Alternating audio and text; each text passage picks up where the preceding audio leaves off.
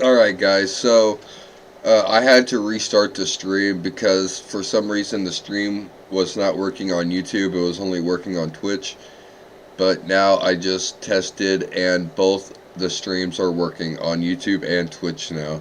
So not sure why that happened. That's never happened before. That's never happened in an entire year of streaming. That's never happened before, so I'm sorry about that. But now we will get back to gamma farming, guys.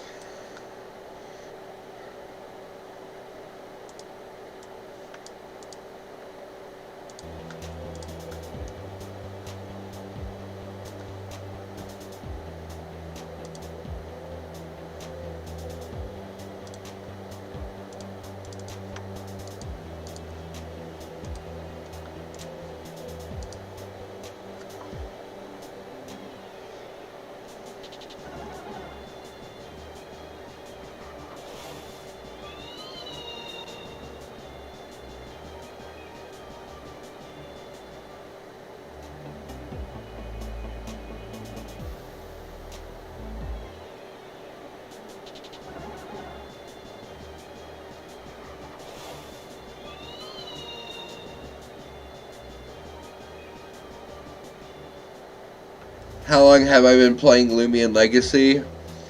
About 3 days. I'm a big noob.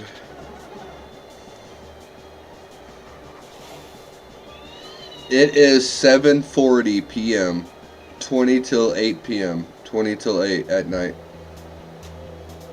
I've been playing for about 3 days. I'm big noob.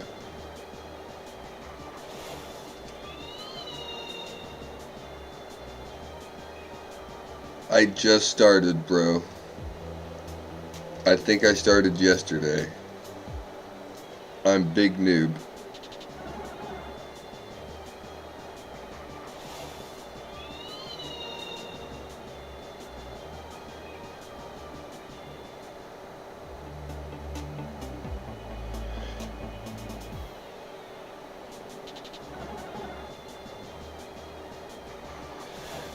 Minecraft boss, when will you give away? I don't know, bro. When will you give away? Will you give me a gamma, bro? If you give me a gamma, I'll give away something to somebody.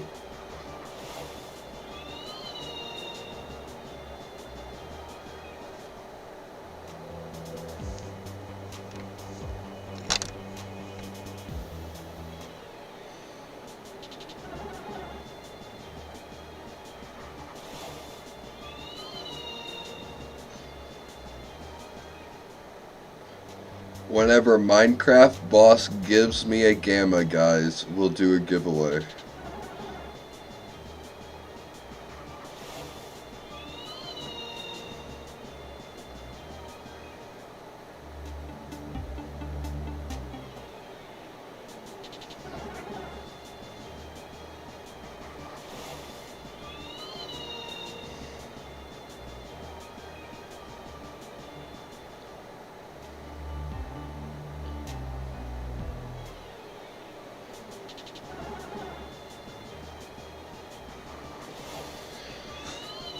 Killa Prince, so did you start 3 days ago? Yeah, bro, I started like 2 days ago. I'm brand new. I'm big noob. Big noob.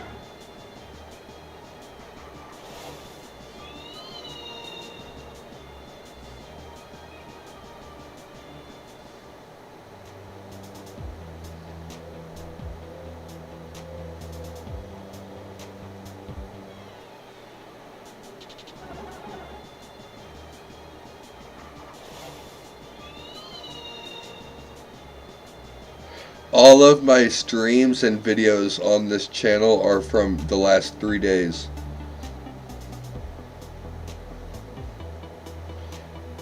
There is a problem right now with YouTube showing the wrong dates on the uploads.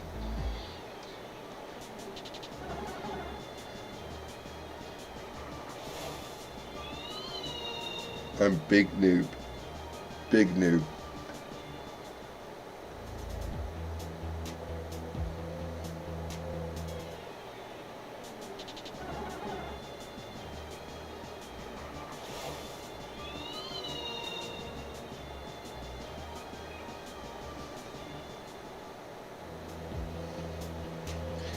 No, that's incorrect, Home Bank. Don't believe everything you see on the internet. Those dates are incorrect. It's all from the last 3 days. I'm big noob, bro. Big noob.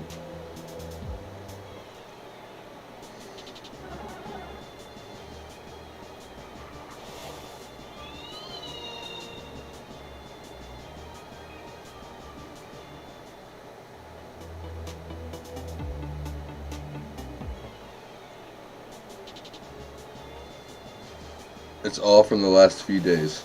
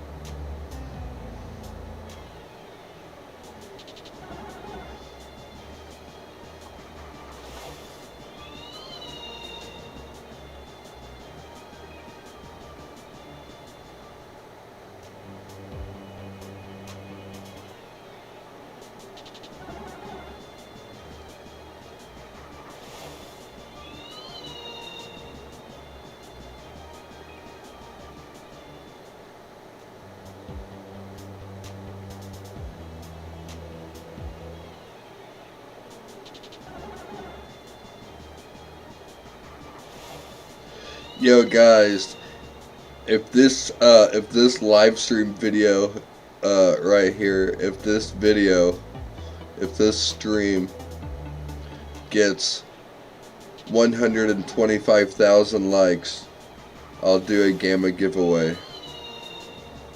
If we can get up to 50,000 viewers on this stream, I'll do a gamma giveaway, yo. Yo, be sure to like and subscribe. We're on the road to 500 billion subs. That Gamma Gang merch about to drop in your backyard. The pretty e-girls get the Gamma Gang bikini bottoms. The boys get the hoodies.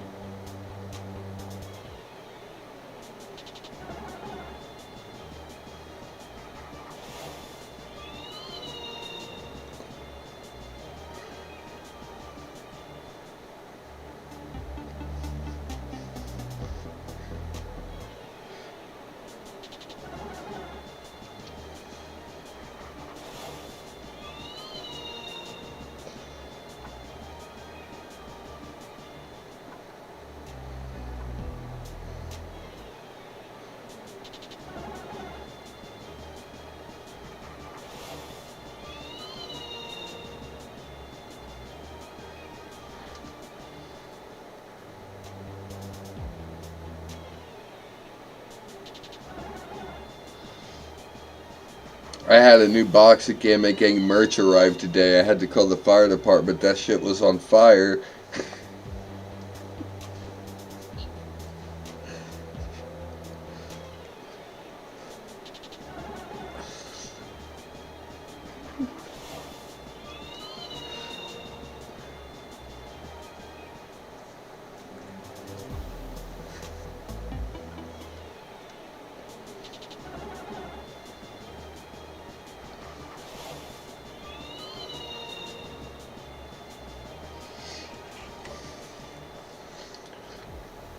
Yo, if you're listening to the stream and you're a pretty e-girl, you get a free Loomian. Slide into my DMs.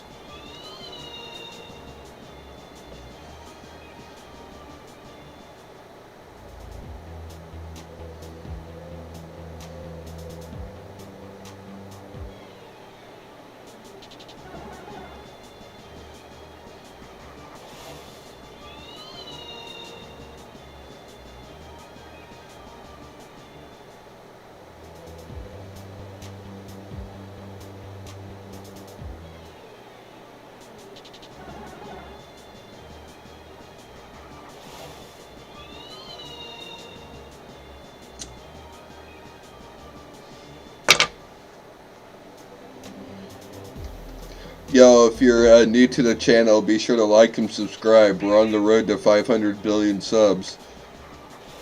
If this video can get 200,000 likes, we'll do a gamma giveaway.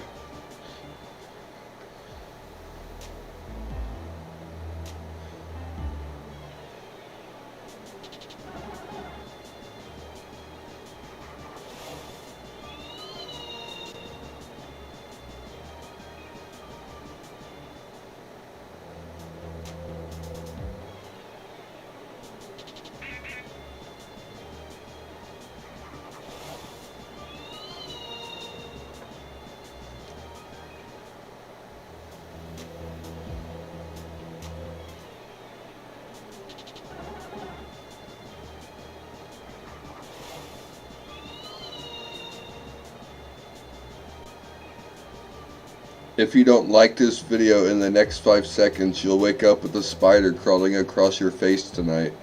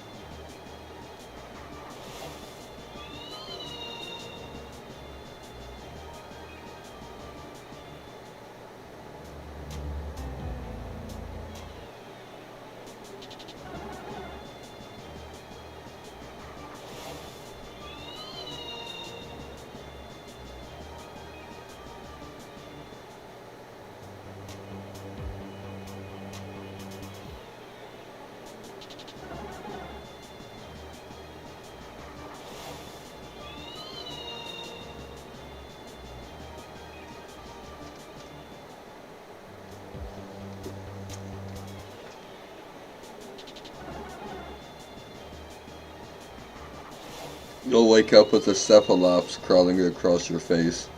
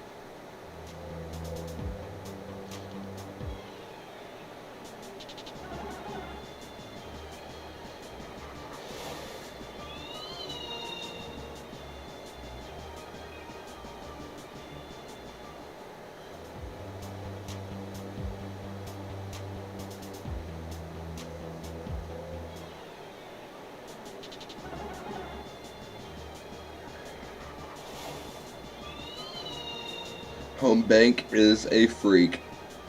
Home Bank likes those spider legs.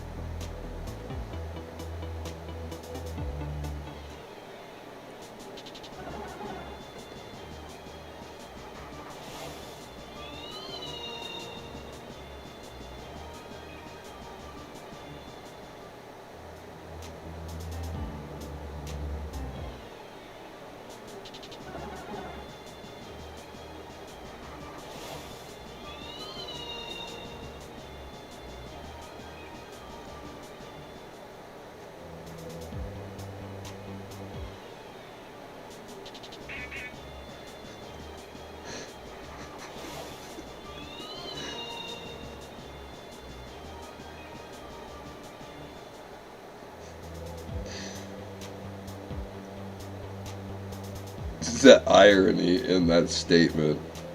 Alex, how much do I have to give you to get something free?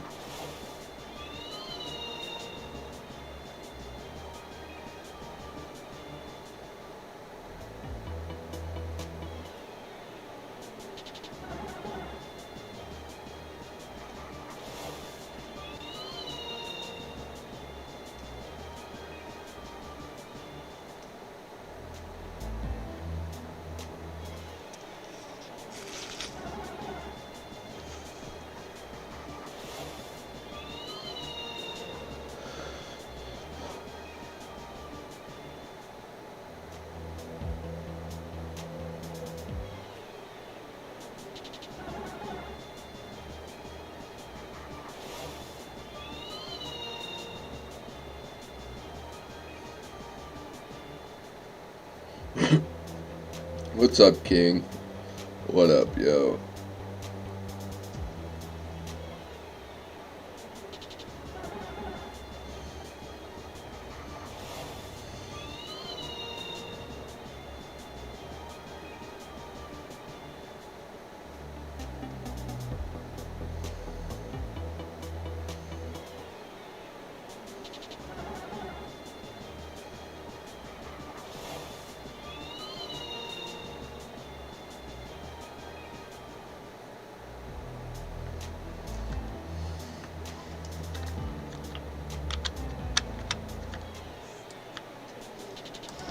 It's about to start raining over in Hawaii Cemetery, so I am going to relocate.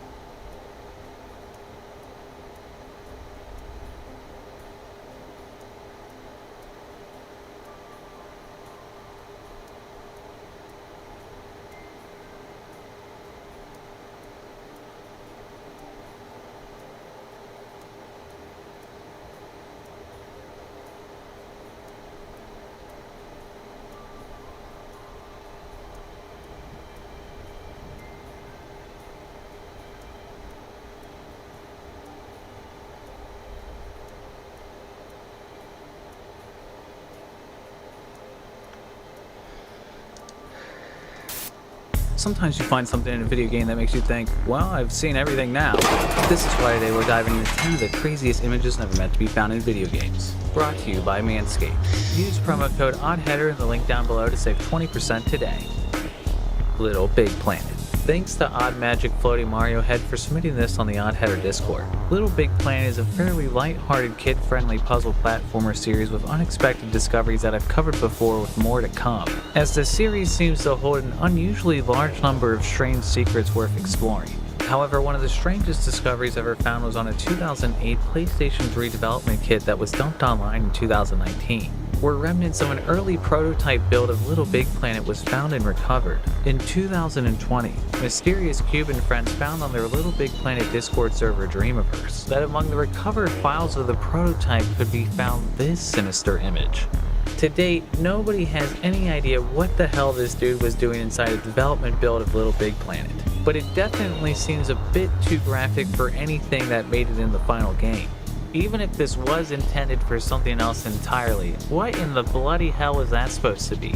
I'm not sure I even want to know. Black Mesa. Black Mesa is the commercial remake of the original Half-Life, originally released on Steam Early Access in 2015 with a full release in 2020. Many consider the game the superior version of Half-Life, with countless improvements and incredible attention to detail to the original game. However, one detail in Black Mesa that wasn't in the original game exists on the other side of that turret gun in the ceiling. As if you were to remove the gun from the ceiling, behind it on the danger decal would be, well, nothing. However, if you were to look in the alpha channel of the danger decal's texture, it would reveal in that spot, ew. This hideous revulsion is actually Tarman from the 80s cult classic zombie movie Return of the Living Dead. Oh, it's even worse in motion. Why he's hidden here in Black Mesa?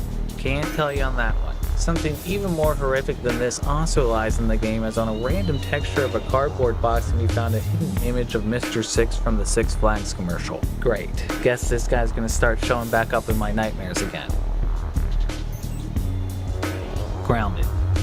Thanks to the people down below for submitting this mystery through oddheader.com. Grounded is essentially the Honey I Shrunk the Kids survival game, where the player must survive the backyard as the size of an ant, that was released on Xbox One, Series X, and Windows for early access in 2020. Players found if they got out of the map of the game, they could find this shed which lacked collision at the bottom. In going through the shed, they would see this. I have no idea what that's supposed to be, but clearly it's wearing a chef's hat. A potato, maybe?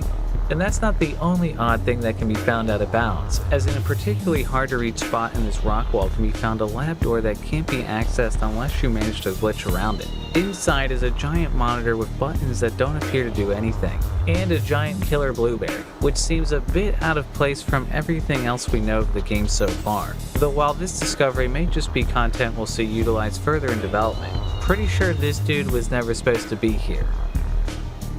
Call of Duty Modern Warfare 3.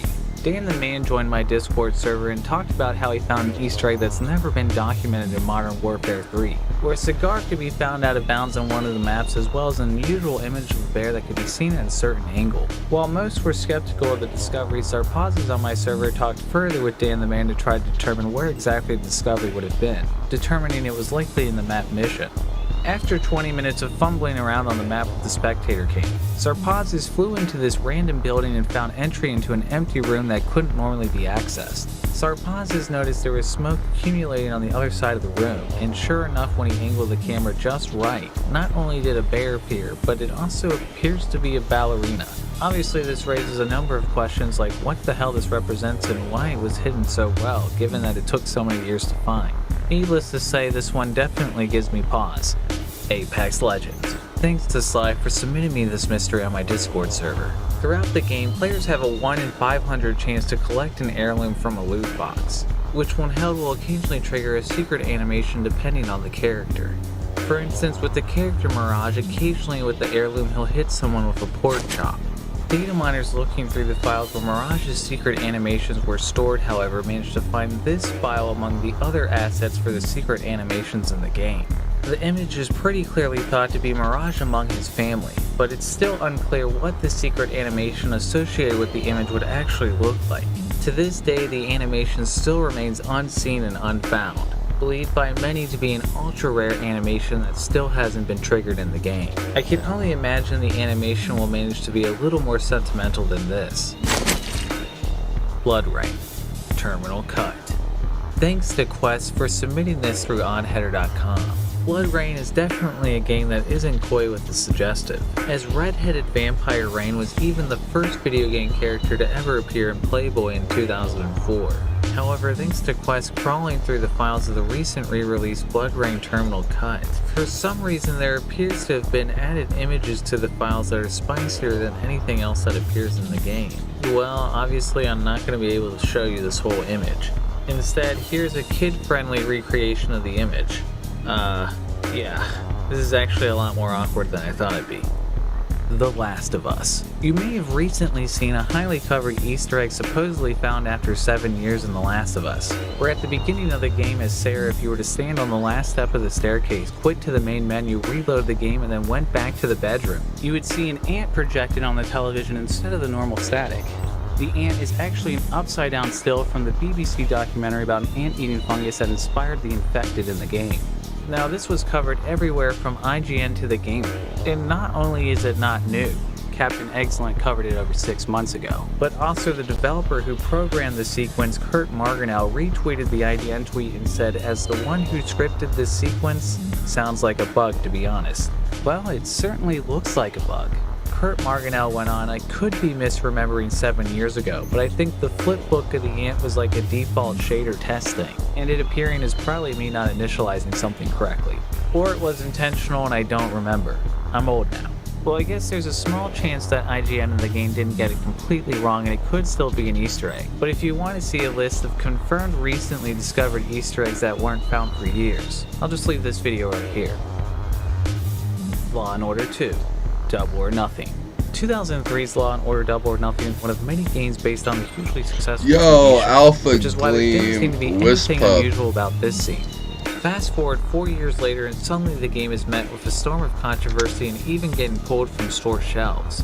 As it turned out, this image in the background was an actual photo Alpha of the child Gleam abduction of Wispup James Bulger in 1993. at 715 whose mother was counters. outraged to Let's find out go. was actually used in the game. Legacy Interactive, who both developed and published the game, quickly apologized and patched the image out of the game, but not before every distributor decided not to carry the title. Legacy Interactive stated this is the first time we knew anything about it, otherwise we would have never put it out. Either way, considering it took 4 years to find, I'm sure the developers never thought anyone would notice they used an image of such a heinous crime.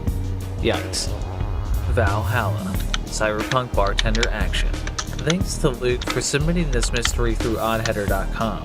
2016's Valhalla is a 2D cyberpunk game where the game's plot changes based on the types of drinks you make the clientele at the eponymous Valhalla bar, said to be a cross between a visual novel and a bartending simulator. However, inside the files of the game is a folder titled Answer, and inside is a file titled Her, which is a strange 3D image that doesn't look anything like the game, of a woman on an empty street with a mysterious figure in the distance. Nowhere does this appear anywhere in the final game, and nor does anybody know who Her is supposed to be. The developer was tweeted about it on Twitter with someone assuming it was meant for a teaser, but the developer replied, "People keep finding these images in the game's folder and we have no idea why. Might be spywares." Right. For some reason, I'm not buying that. Stalker. Shadow of Chernobyl. Stalker Shadow of Chernobyl is a first-person shooter survival horror series set after a fictional second nuclear explosion at the site of the 1986 Chernobyl disaster. Despite coming out in 2007, Stalker was originally announced as far back as 2000, with multitudes of unfinished builds of the game being leaked online before the game released, with some that the developers even released themselves. One unfinished build of Stalker Shadow Chernobyl that leaked online to note is build 749, the earliest known prototype of the game to exist. It's pretty certain that build 749 is a version the developer probably didn't want anyone to play, as for some reason the loading screens were a rather full-on image of a woman. Well, once again I'm going to have to go back to my YouTube-friendly demonstration. Basically, she's like this. What am I doing with my life? And if you want to attract a woman like Barbie, you might want to be like Ken and check out Manscaped. Thanks again to Manscaped for being an awesome supporter of the channel again. Manscaped's hooked me up with a bunch of tools from their Performance Package kit, and it's all been awesome. The Lawnmower 3.0 remains their flagship product by being waterproof and safe in the shower. I personally have never gotten a nick or cut using this thing, which is likely thanks to the advanced skin-safe technology made to do exactly that. And if you want to be even more devoid of hair like Ken here, there's now the Weed Whacker Nose and Hair Trimmer, which has the same amazing quality of the Lawnmower 3.0. And they even sent the awesome Shears 2.0 Luxury Nail Kit, which like the rest of Manscaped's products is of an extremely impressive quality. I can't recommend these products enough. And for a limited time, they're throwing in the Shed Travel Bag and the Manscaped Anti-Chafing Boxer Briefs. Go to manscaped.com and get 20% off and free international shipping plus 2 free gifts when you use promo code ODDHEADER at manscaped.com. That's 20% off with promo code ODDHEADER at manscaped.com. If you enjoyed this video and want to see more content like this, please subscribe. If you know of any other crazy hidden images in video games that we weren't supposed to find, submit through oddheader.com, come join the Discord, or even send me a shout through Twitter or Reddit. Shout out to Anna Morris, Athanasius Stasinos, Arizona T, Bitwith27, Cody Brody Whitlow, Combat 15. In the past 2 Best of the Year discoveries, I joked about the previous year not necessarily being the greatest. But this year is a whole nother story. Well, hopefully there's nothing wrong with Cyberpunk 2077. Regardless, let's just focus on the positives and look into the top 10 mysteries and discoveries of 2020. Hola! Brought to you by Hunted Killer. Go to huntedkiller.com/oddheader and use oddheader for 20% off your first box. Zelda's Adventure. Thanks to Battlefield and Carter Stevens for letting me know this discovery on my Twitter. Follow me for more updates to mysteries there. 1994's Zelda's Adventure is a rare Zelda title that was not developed by Nintendo, but instead by Philips Interactive Media for their failed CDI, a move only agreed by Nintendo to compensate for backing out of a CD-based development deal with the company. Nintendo likely regretted this move even further when Zelda's Adventure ended up being known as one of the worst games of all time. Because of this, not many have spent time with the game looking for secrets never meant to be found, except for Chicote, who runs chicote.com, a blog dedicated to archiving everything about the CDI that looks straight out of 1994 itself. In 2019, when ripping assets from Zelda's Adventure for the site, Chicote found a sprite that he wasn't sure was meant to be in the game. Then, 26 years after the game's release, the Mundy Seed this year went to this screen under the assumption that the sprite may have been a surfer that would somehow appear on the water, and decided to select the diamond, hold the use button for exactly 6.5 seconds, when this suddenly happened. Radical, dude, totally! Now you're probably thinking, what? It's believed the skater is actually a character from Food Dude, an unreleased title that was being developed by the same team where Food Dude would have to dodge junk food on his skateboard or else die of heart failure. Damn, to think that Philips Interactive Media could have released a game worse than this. Bioshock the Collection. Thanks to Manic Wretch for submitting this discovery on my Discord server. I've never Although played Bioshock. I've never played any of the Bioshock games, a new but I've discovery was always found wanted only to. this They year in look the like a Minerva's really Den cool DLC universe. for Bioshock 2. Throughout the game, the player Especially seeks out the Bioshock Thinker, Infinite. a supercomputer with boundless capabilities such as predicting the future or emulating a lost one. When the player finally finds himself in the control booth of the Thinker, United States of Hell on the Bioshock wiki noticed for the first time near the console of the supercomputer, where punch cards can be found scattered all across the desk. A new additional punch card could be found leaning against the desk that only appears in the remaster. that's been waiting here to be found since 2016 that was never found before. On it were the words, "There's always a lighthouse." Upgrade Tech on the Bioshock subreddit ripped the punch card from the game when he realized the hole punches at the end were Morse code. And translated to .com. From here they found there's always a lighthouse.com that's been online since 2016 and does nothing more than produce a page with a story image and a tab that says "Stay tuned," which confuses players as not only was a new Bioshock announced in 2019, but also, according to reports, game development began sometime after 2017, despite the site being up since 2016. Many Redditors have also adjusted the contrast on the site's page, revealing that there may be a hidden image, though honestly I think that one's a bit of a reach. Synergist. Thanks to frequent contributor on the channel Hachime the Fool and Rocco's for submitting this discovery on my Discord server. 1996's Synergist is mostly known as Vicarious Vision's first video game, long before making games like this year's Tony Hawk 1 and 2. The mystery that's plagued the game since release was a review by Coming Soon magazine that said somebody official told them that an Easter egg remained to be found that would provide every answer to the game. In 2014, Yes on the RPG Codex forum made a post to get to the bottom of the mystery, hacking together some resources but failing to get the egg up and running. It wasn't until Jedi 23 this year managed to find a broken watch in the game for the first time ever, but again the community was at a loss. That changed when Sydney in the thread gathered some friends to reverse engineer the Easter egg with a hex editor, finally managing to uncover the Easter egg for the first time in 25 years. It also involved clicking on a random photo frame 7 times, so if it could have been solved without hacking is still unknown. And was it the be-all end-all Easter egg that would answer every question and mystery in the game? Actually yes, as the Easter egg was the game's project director coming out of a drawer and explaining everything there was to know about the game. A major theme in the story is reincarnation, as evidenced by the various infinity symbols and circle motifs. The director Karthik Bala also mentions a signed Synergist design bible that he'll send you if you find this Easter egg, and to email him at chance@thematrix.com, which no longer exists as thematrix.com was sold to a little franchise a couple years later, which means Karthik is probably on his own private island at this point. It remains to be seen if Karthik actually intends on sending Sydney the prize. Just as a disclaimer, this offer ends when I want it to. You son of a Batman. Arkham Knight. Thanks to Upart and Ploopy for submitting this on my Discord server. The Batman Arkham series is notorious for exceptionally hard to find Easter eggs. For example, in 2009's Arkham Asylum, the developer revealed an Easter egg after nobody found it, unveiling a hidden room by blowing up a random wall meant to tease the next game in the series. And another hidden room was found in the next installment, Arkham City, but another room was never found to exist after that. That changed this year when IBX 3671 managed to find for the first time in 2015's Arkham Knight that by using a no-clip hack you could find a hallway behind a random wall in the orphanage, which leads to a bizarre set of televisions.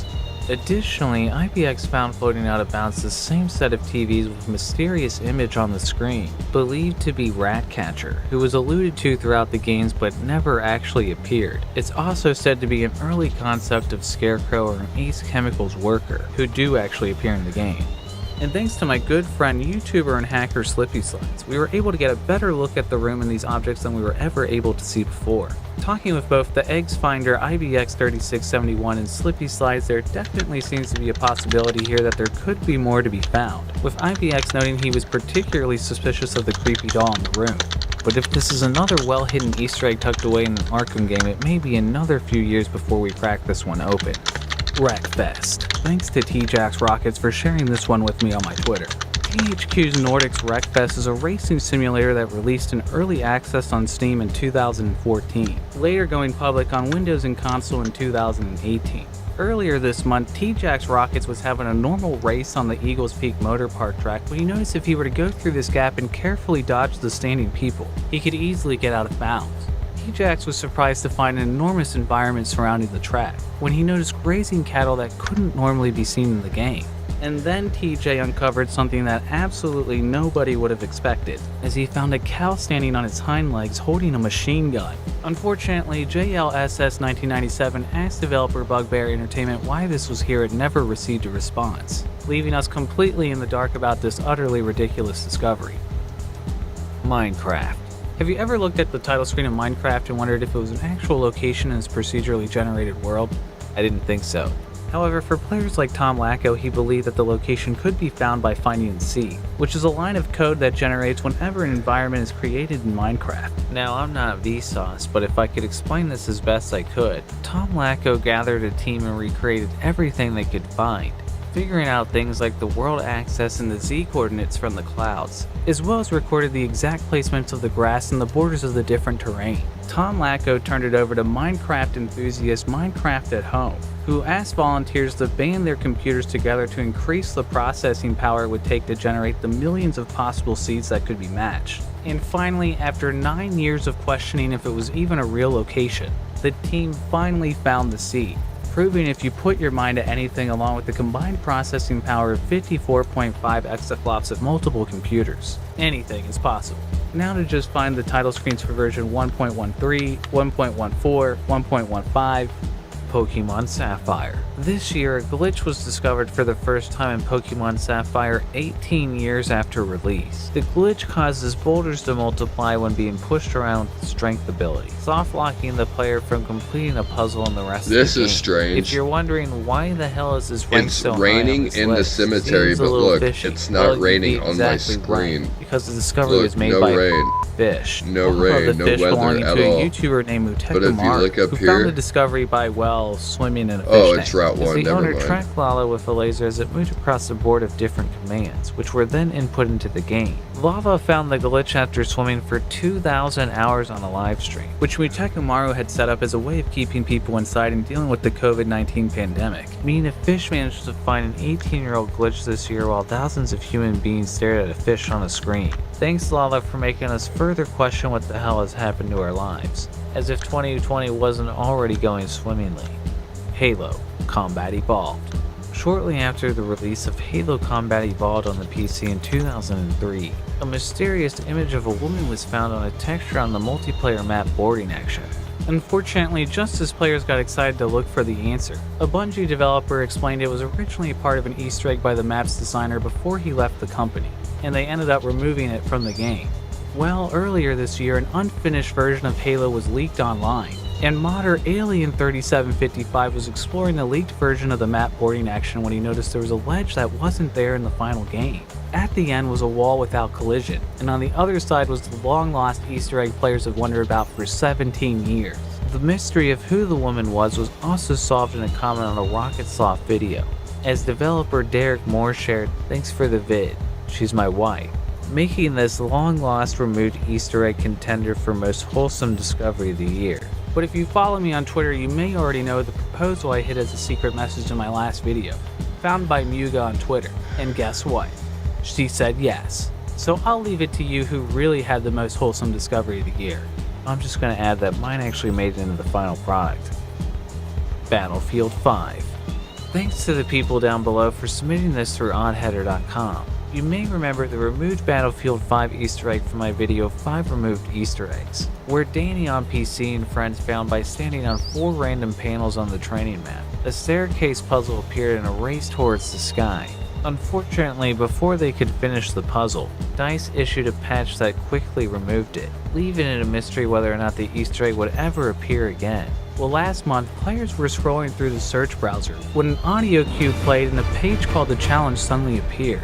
It later turned out they were actually supposed to spell out TEEET in Morse code in the menu, which was the name of a Twitter account fans noticed was sending mysterious videos to DICE designer Nicholas Ostron in September, and also briefly appeared in his profile description. In the challenge came the return of the puzzle to the sky, far more fleshed out than what was seen before. The puzzle became a worldwide race, as players across the globe amassed to solve the puzzle's many elaborate pieces, until finally the French won, as Montwix, Manivader, Legumin, and Robin Lowe finally managed to solve the puzzle, before DICE tried to remove it again. That It Easter became a egg is one of glorious the most animation to dopest celebrate Easter the eggs landmark of all discovery, time. as well as a new skin. Well, I guess we have the friends we made along the way. Word quickly spread about a second ending to the staircase when earlier this month the Chinese team Misty Rain X, Happy Water, iPhone/SI, and JZW95 uncovered the true ending. This time featuring a giant megalodon, which is an ongoing gag throughout the series, making this without question one of the most epic ways to round out an Easter egg as well as this terrible year. Metal Gear Solid 5, The Phantom Pain. Thanks to Bri for submitting this from my website oddheader.com. In my video this year, endings not meant to be found, I talked of an ending found in the data of Metal Gear Solid 5 that was supposed to activate when all of the players in online together disarmed all of the nukes in the game.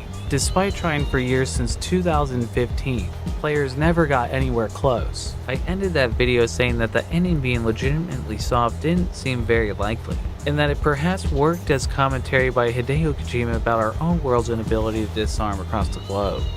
Well, it turns out only 2 weeks after I covered it on my channel, PS4 players made me eat my own words, though I admit for the better, as they somehow managed to legitimately achieve the ending by getting everybody to disarm every single nuke they had in the game.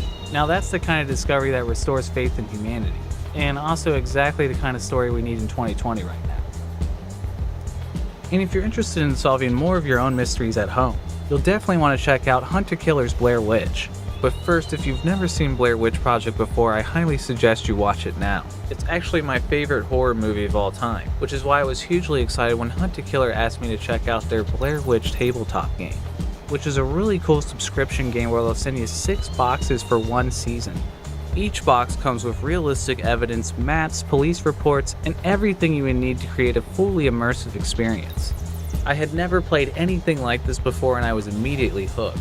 I found the whole thing super compelling as you review evidence, solve secret codes, and even communicate with some of the characters using email. The Hunter Killer brand already has 100,000 active subscribers and over 2,000 5-star reviews. And what better time to check it out than with this exclusive discount code? Go to hunterkiller.com/oddheader and use oddheader for 20% off your first box. And again, be sure to use oddheader for a 20% discount.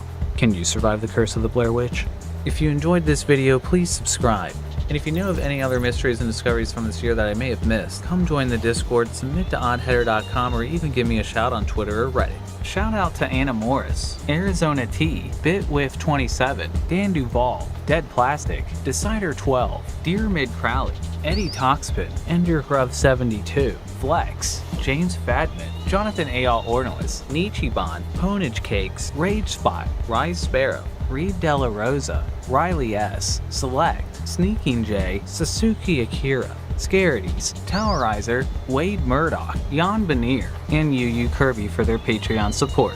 Stay tuned.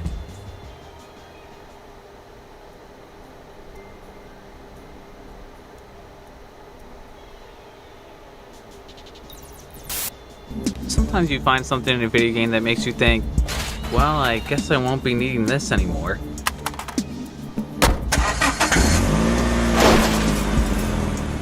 Oh crap.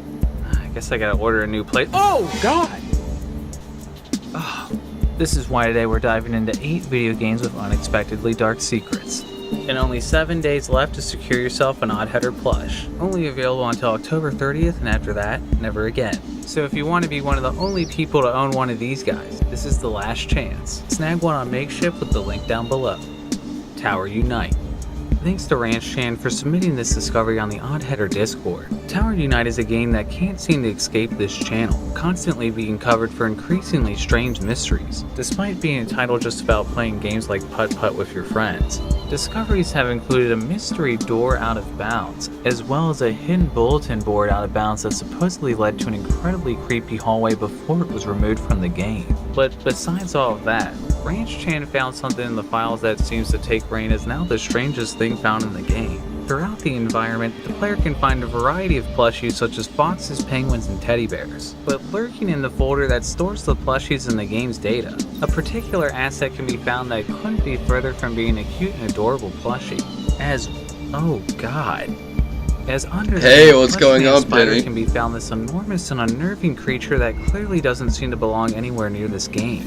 Now that is a huge How was your asset. day today? Nobody on if my you can hear Discord me. could figure out what the discovery's purpose was, but it was definitely agreed it made no sense this creep was found in the plushies folder, as not only is it bigger than any of the other plush toys, but it's also pretty clearly the Killer last thing Prince that 12, anybody yeah, would you ever can want to join me, snuggle bro. with. Did I Rain am Man gamma uncover some hunting sort of on Route twisted 1 right joke, now. or is this ugly freak And still I'll somehow only waiting be to be gamma found? hunting for another I like 5 truly minutes pray until it this isn't. boost runs Because out. I mean, look at this thing. Hotshots Golf I'll be 4. hunting for 2 Thanks more to minutes. Marin for submitting this through my website, And then I'm gonna go check my rally, and then I might level up some of these looms I've caught today. I am doing pretty good, Penny. How was school today? If the player were to take the camera and zoom all the way to the other side of the course, a strange figure can be seen near the whole Loomian. Are you at home right now? And of course, the moment we try to get a closer look, it instantly dissipates into thin air. What the f was that? Playing the game, I wasn't able to find anything like this anywhere else in the game. We can do, actually we will do a Gleam giveaway here in about 2 minutes. We will do a giveaway in just like 2 minutes. And sometimes it even flashes before it disappears. Intriguingly, the figure So everybody get ready, let your friends know. Which means no matter which way we are the camera going is to give facing away it, the all of figure these is alpha always gleams looking that we straight caught down. today And after the in figure about 1 disappears, it minute. I doesn't got 1 reappear minute again left on my unless you boost. restart the map. What's with all the golf games and extreme? So there, I cut off the audio of that video I was watching. Alright, so we are about to do a Gleam giveaway in about 30 seconds, guys.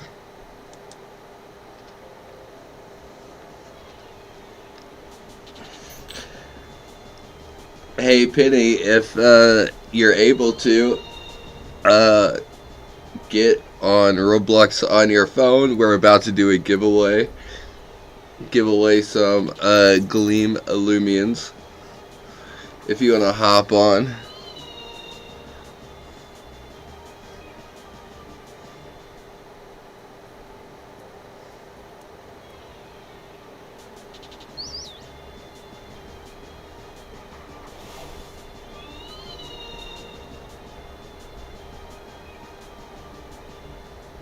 Penny has joined the game. Alright.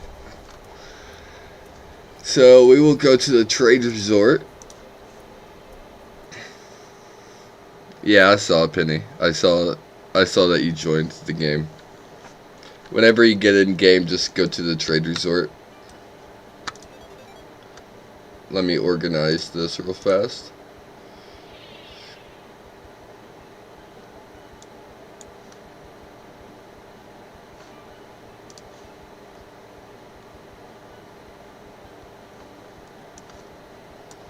Alright guys, I'm done doing that. We will give away these gleams that we caught today.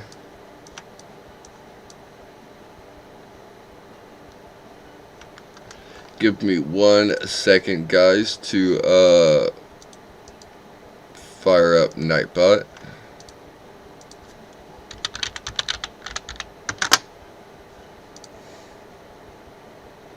If you're watching the live stream, now is a good time to join me in game. We are about to start a Gleam giveaway.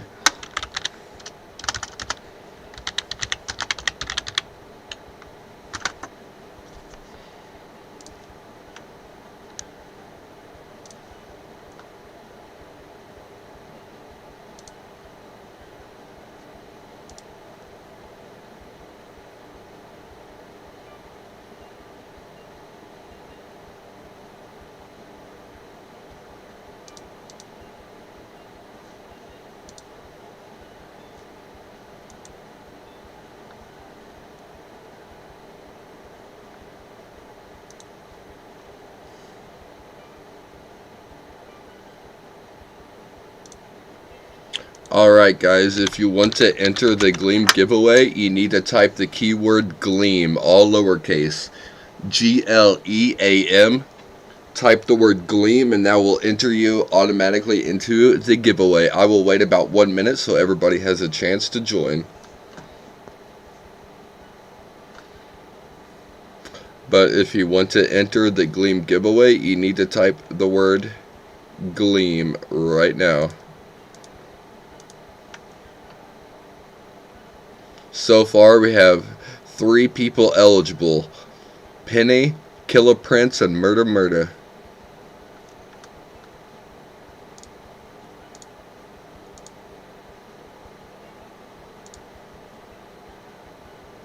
And Broad Cave. And Roblox Cool.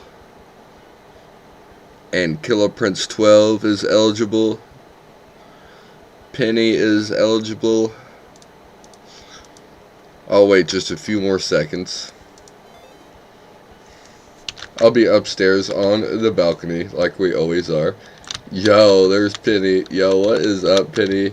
Yo, check out her awesome avatar. Check out this awesome Gengar shirt that Penny has on. That Gengar shirt is pretty dope, yo. Not even gonna lie. Yo, Penny, come over here. Where you at? Oh, hang on, my dog.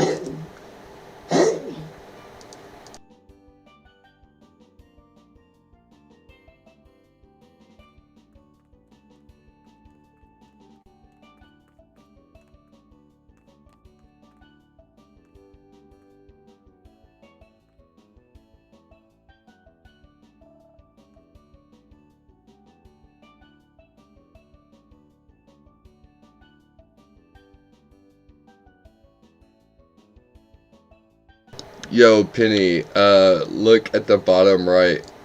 I'm sending you a trade request. Click on accept.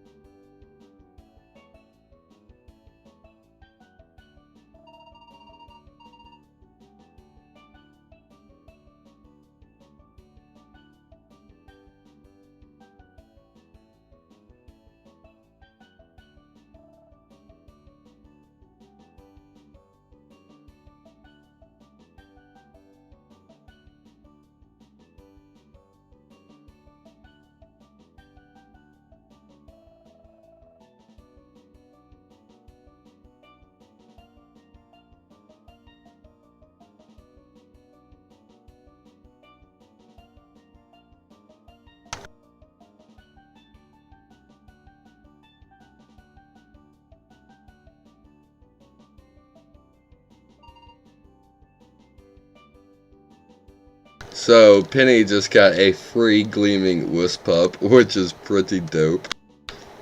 Alright, can I get a drum roll?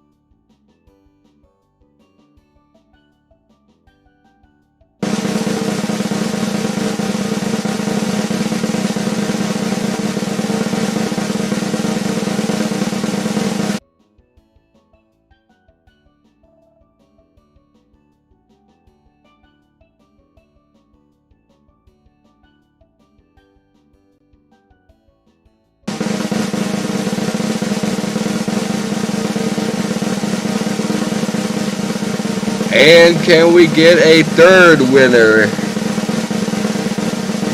And the winner is Roblox Cool. Roblox Cool, Murder, and Broad Cave. Let me know your usernames. All 3 of you have won an Alpha Gleam. Congratulations. Send me your username in game. GBX999. Send me a trade request, bro. I will hook you up with a free Alpha Gleam. I don't see you in game.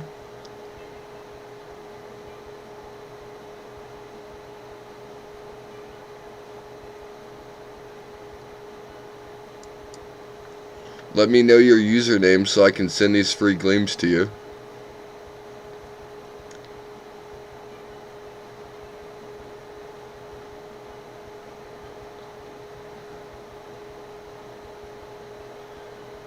Broad Cave and Roblox cool. What are your usernames?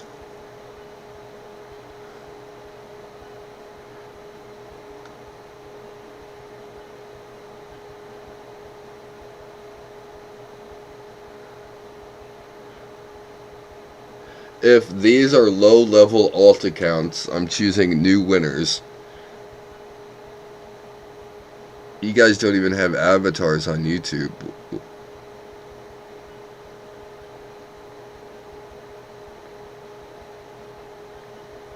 Murda, come get on for your prize, bro. I'll hook you up with the Gleam. I don't even know who these other people are.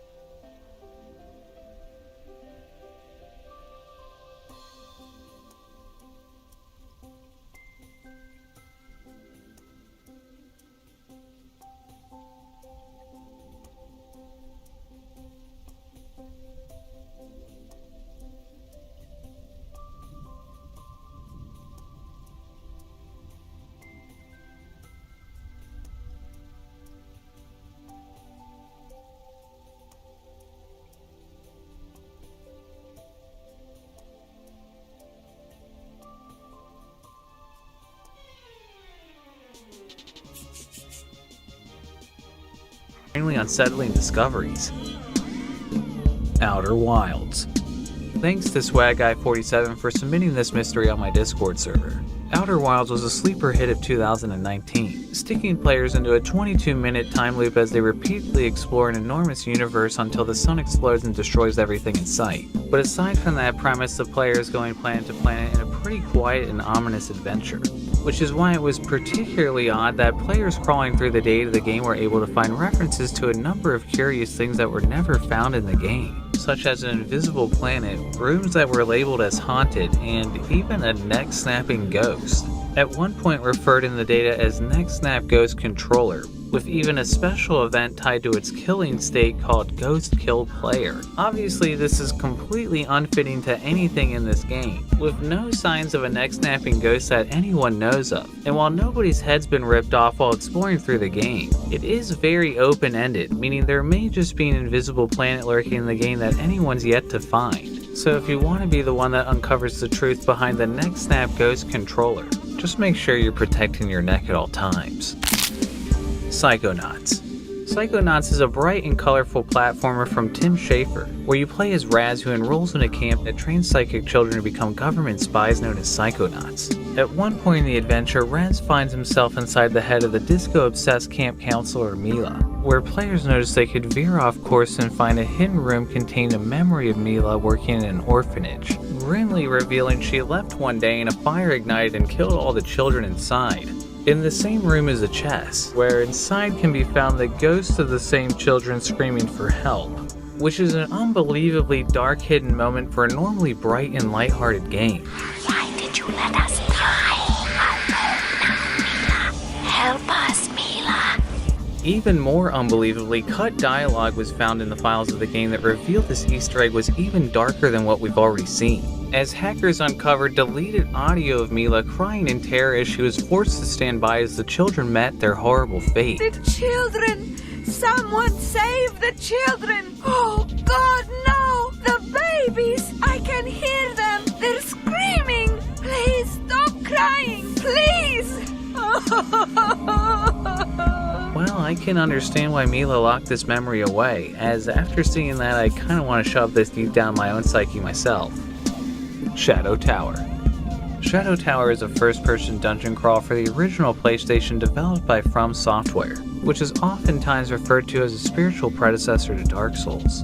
Redditor Donovan Kirk decided to play Shadow Tower this year with a PlayStation emulator using a widescreen hack. He was turning the corner near the beginning of the Forgotten Realm in the human world, when he saw something strange stick out the corner of his eye that appeared to be trapped in the wall, as only visible by forcing the game into widescreen mode. A corpse can be seen hanging in the wall that normally never appears in the game. I spent some time investigating the scene myself without the widescreen hack, and I found if I placed the camera just right, I could actually see a good deal of the figure, but it still fell too far outside the render distance to truly be seen, whereas with the GTE widescreen hack, which increases the game's draw distance, the whole thing is right there.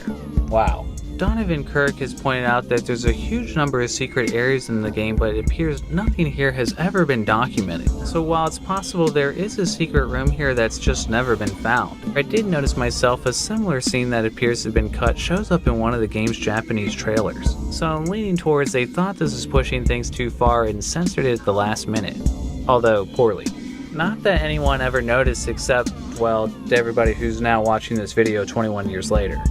Half-Life Decay. Thanks to Lucius for submitting this discovery through oddheader.com. Half-Life Decay is a co-op adventure released only on the PS2 version of the original Half-Life. Developed by Gearbox, Decay has you assume the role of Colette Green and Gina Cross at Black Mesa during the events of the original game, where a mishap at the facility opens up a rift to an alternate dimension.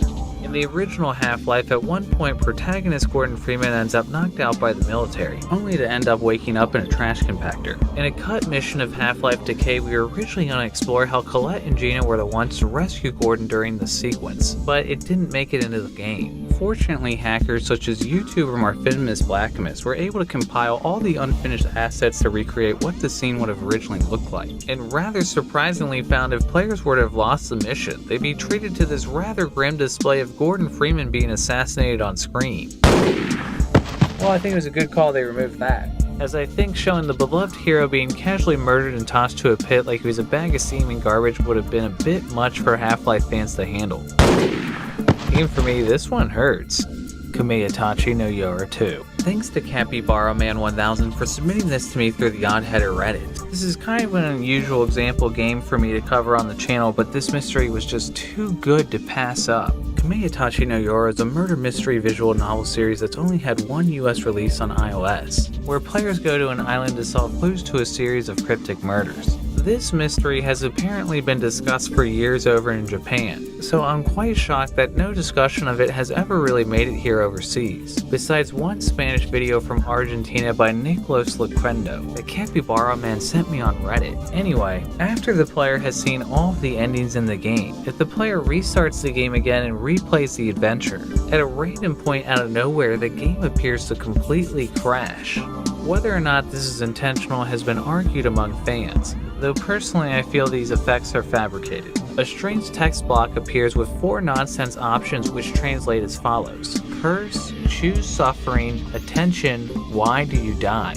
Then one of 4 different outcomes will play at random, some of which seem to have something to do with a disgruntled developer that worked on the game. For instance, in one result, the game will suddenly switch to a blue animated background where an ear-piercing audio and gibberish text scroll across the screen, talking about Christ, how to apply lotion, frog dissection, and repeatedly saying there is no help for being cursed over and over. The second tells an unusual and cryptic story about one of the writers who worked on the game, which seems to imply he may have snuck this in the game without the other staff knowing, all while an odd head slowly fades in and out on screen. The developer explains in the message that while working on the game they began to hear a voice and saw serious delusions in the office, only to later be diagnosed by a doctor that they had a neurological disorder. The developer explains he was haunted by the deaths of the characters from the game, and at one point seemingly implies that he was let go from the game staff, but adds that he still lives on in the game in the form of this message, closing with that there's still time for you if you haven't yet heard the voice. The third possibility is perhaps the most disturbing of all, as a quick succession of horrifying images flash on screen while an absolutely ear-bleeding screech plays in the background.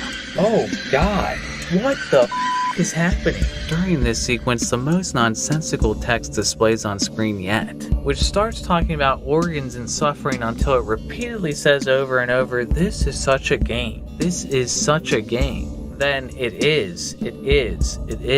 Soon after it starts saying daddy, daddy, daddy, until it repeatedly says game over and over until it reverts back to the normal game. In the last option displays an image of a mysterious figure on the beach for 1 second and then resumes back to the game. Without question, this is one of the most bizarre discoveries I've ever seen. And with the constant argument and debate about the mysteries still unresolved overseas for years, it's difficult to say if this is truly the work of a disturbed individual who was fired from the game, or if something else is going on here, and if this was really the work of a disgruntled employee who was let go during production. I truly hope they're in a better state now than they were when they did this. Kanye Quest 3030. Thanks to Gideon for submitting this still unsolved mystery in Kanye Quest 3030.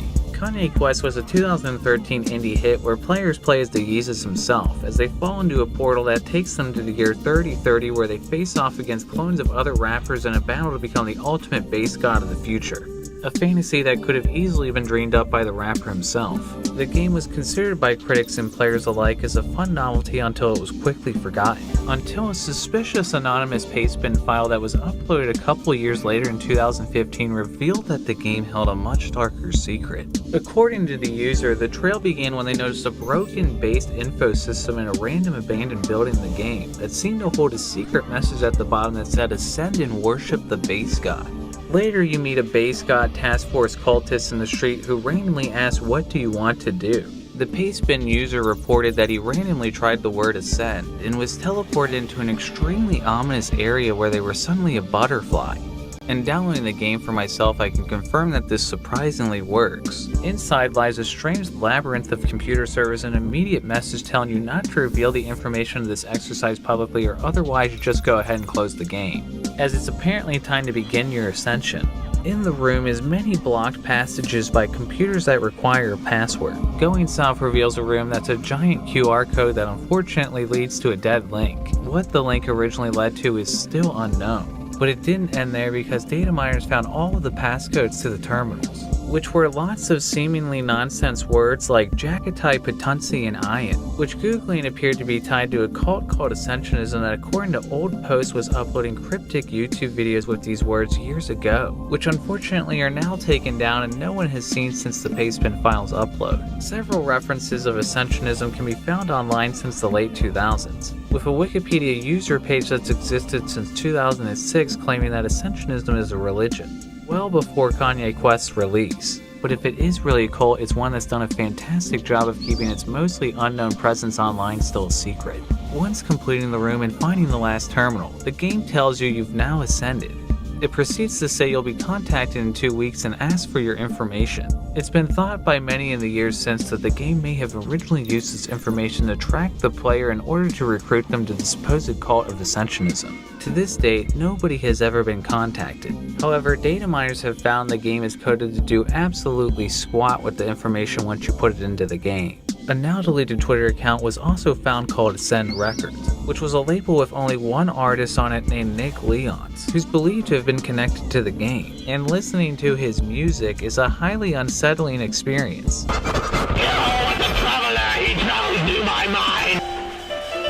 thrashed and kicked and cried. Okay then. And unfortunately, that's pretty much where the trail ends. The creators behind the game are largely enigmas online, much like Ascensionism itself, so it's still a question if this was done as a reference to the creators' actual beliefs, or if something else is going on here that we just will never fully understand. Kind of like how we'll never fully understand Kanye himself. If you enjoyed this video, please subscribe. And again, one last chance to own your very own Odd Header plush. Only 7 days left to order one and then it's never available again. So if you want to be one of the few people to ever own one of these collectibles, pick one up on Makeship today. And if you know of any other discoveries that were unexpectedly dark for the game they were found in, submit through oddheader.com, join the Discord, or even send me a shout on Twitter or Reddit. Shout out to Anna Morris, Arizona T, Bitwif27, Dan Duval, Dead Plastic, Decider 12, Dear Mid Crowley, Eddie Toxpit, Flex, James Fadman, Jonathan A.L. Ornalist, The New I Fart in Elevators, Nichiban, Rage Spot, Rise Sparrow, Reed It's done Della raining, Rosa, so we're Riley going to S, go somewhere Select, else. Sneaking J, Tony Humor, Towerizer, Wade Murdoch, Jan Veneer, and Yu Kirby for their Patreon support. Stay tuned.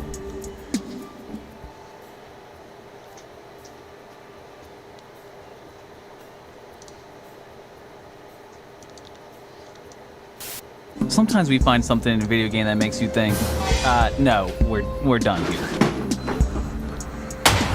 In the spirit of Halloween, today we're diving into the top 8 creepiest, most hauntingly bizarre discoveries ever found in a video game. Brought to you by Dashlane. The Witcher 3. Thanks to my friend Jamis on my Discord server for sparking off this still unraveling mystery in The Witcher 3, which began when she was playing the quest Tower of Mice and suddenly she heard this creepy disembodied voice. After searching the tower for some time without finding any clues, Jamis and I just chalked it up as being nothing more than a strange one-off occurrence. However, only a month later, the mystery opened up even further when another member on my Discord server, Lucid Avidity, posted that if they stood in this exact spot in the same tower, this mysterious figure could be seen for a split second in the distance. Now this is where things get really weird. I asked my good friend Robert to investigate this one with me, and to both of our surprise, Robert was indeed able to recreate the ominous figure in the distance, which would instantly disappear the moment he tried to move closer. With some quick thinking in The Witcher 3's NVIDIA Ansel support, Robert was able to increase the sharpness and get a better look using Ansel's photo mode, but still couldn't get a really clear picture. That's when Robert had the brilliant idea to place Geralt near the figure's position with a torch, and then use the depth of field to pull the camera back to trigger the figure, and then zoom in for a closer look. To our absolute surprise, we found a fully modeled, impossibly tall, very bizarrely textured female figure. I mean, just look at this thing's face. I wouldn't touch that with a 10-foot pole. Robert even managed to get a good look behind the strange creature, and damn. I mean, yeah, it's really weird it'd be modeled like that. Everyone we've asked from here has been completely clueless about the monstrosity. Who or what is this thing supposed to be, and what purpose does it serve to The Witcher 3?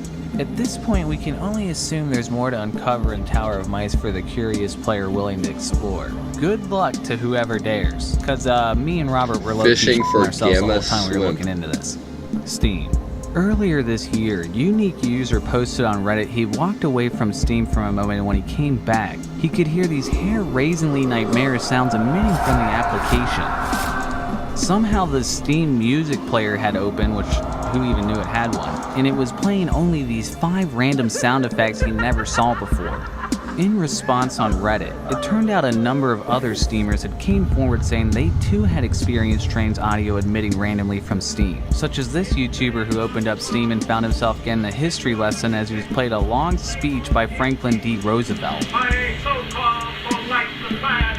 Observant Redditors were able to determine that the audio were sound effects from Amnesia: The Dark Descent, despite the fact that most of those who experienced the issue never even had Amnesia installed. No one knows what exactly is triggering the Amnesia sound effects, if it's just a bug or user error.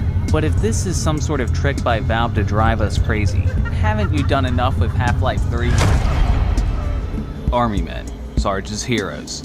From near the very inception of my Discord server, user Sizable Door made mention of a disturbing image in Army Men Sarge's Heroes he found as a child that's been bugging him for nearly 20 years. Unfortunately, nobody on the server was ever able to find it for him, until finally a couple months ago, Sizable was able to finally find the unshakable image himself. How he managed to find this thing in the first place when he was only 4 years old, I'll never know. But when he finally found the exact spot he crawled under as a child on the Scorch mission, oh God. Ew. I can't stand to look at this any longer. Let's move on. NBA Jam. NBA Jam is a bit of a gold mine when it comes to odd discoveries, having been featured on the channel before for its odd battle tank mode, as well as having a ton of leftover content in its data that was rejected by the NBA themselves.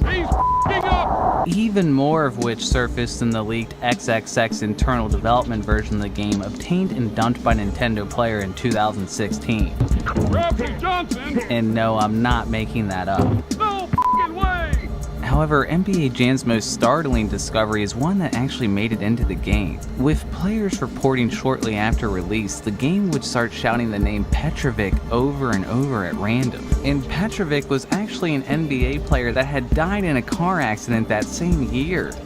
Expectedly, this was largely passed off as a hoax, until an interview with developer Mark Turmel with ESPN confirmed that the creepy occurrence was real. One night we were playing Mortal Kombat, and there was a jam machine next to it, and all of a sudden the game started calling out Petrovic, Petrovic. And this only happened after Petrovic had died. Everyone started freaking out. Something weird was going on with the software, and to this day, if you have an original NBA Jam machine, every once in a while it would just yell out Petrovic. While it goes without saying this was just a bug, why the error singled out Petrovic over any other player and was only noticed after Petrovic's real-life death makes it freakishly coincidental, making it perhaps the most convincing example of a haunted arcade cabinet to ever exist. And for those of you that are saying what about the legendary Polybius that notoriously killed players in the arcade, that's not real. Get that out of here! Carnival. Midway's most successful arcade game, though many would guess is Mortal Kombat, was actually the standalone graphic light shooter 1998's Carnival. Released on Halloween of that year, players had to shoot through a haunted carnival, shooting down surreal and creepy enemies such as conjoined twins, a literal spider monkey, and a baby. A move the developers were so sure would court controversy, they included a switch on the arcade cabinet so arcade owners could swap the baby on the fly with a teddy bear if anybody complained. Strangely, no one cared. The most disturbing image in all of Carnival actually comes in the form of an image mysteriously repeated over and over in the game data in lots of different sizes, which happens to be this deeply unsettling image of notorious serial killer Jeffrey Dahmer holding a bloody bag with Midway Games CEO Neil Nicastro's head. Hopefully this was just an inside joke amongst the team that Nicastro was aware of. But considering someone painstakingly exported the same image over and over in the game in lots of different sizes, I'd be constantly looking over my shoulder if I was Nicastro. Middle-earth: Shadow of War. In March of this year, IGN's walkthrough editor Brendan Graber decided to replay Middle-earth: Shadow of War after beating it a couple years ago for his walkthrough of the game.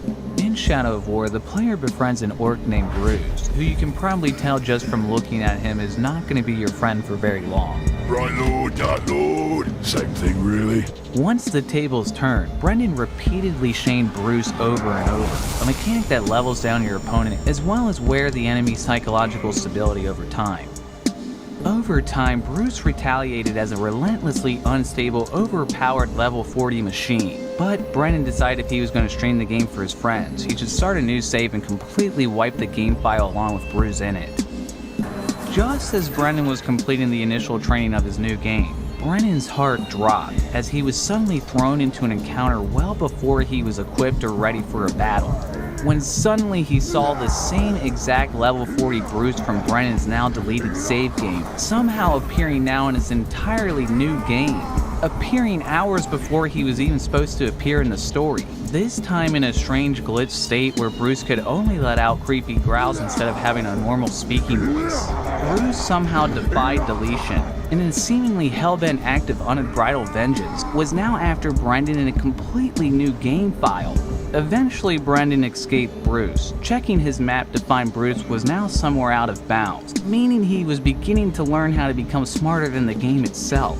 Eventually, Brendan came to the point in the game where Bruce actually appears in the story, and much to his relief, the actual Bruce appeared and not the AI monstrosity reaping terror across the outer reaches of Middle-earth.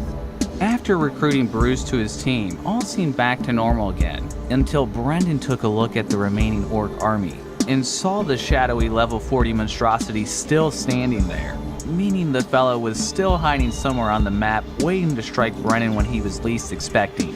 Needless to say, it's been a long time since Brendan's touched the same save file since.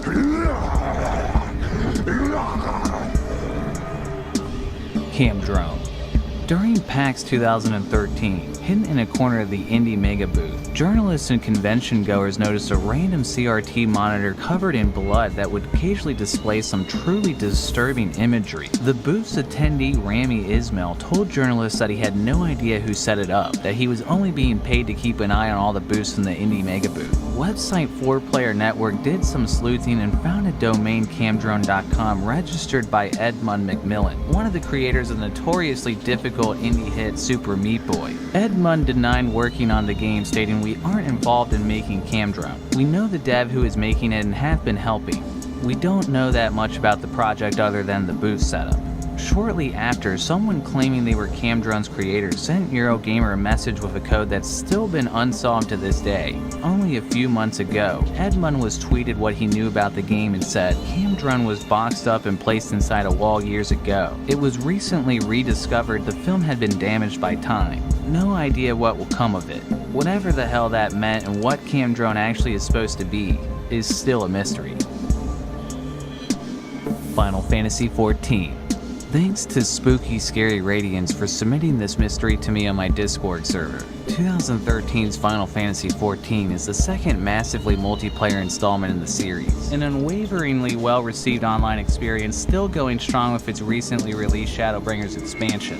Well, that's what Square Enix wants you to think, as 2013's Final Fantasy XIV is actually a complete do-over of 2011's Final Fantasy XIV. A release that was such a notorious mess that Square shut the whole thing down and created a whole nother game to forget about the embarrassing mishap.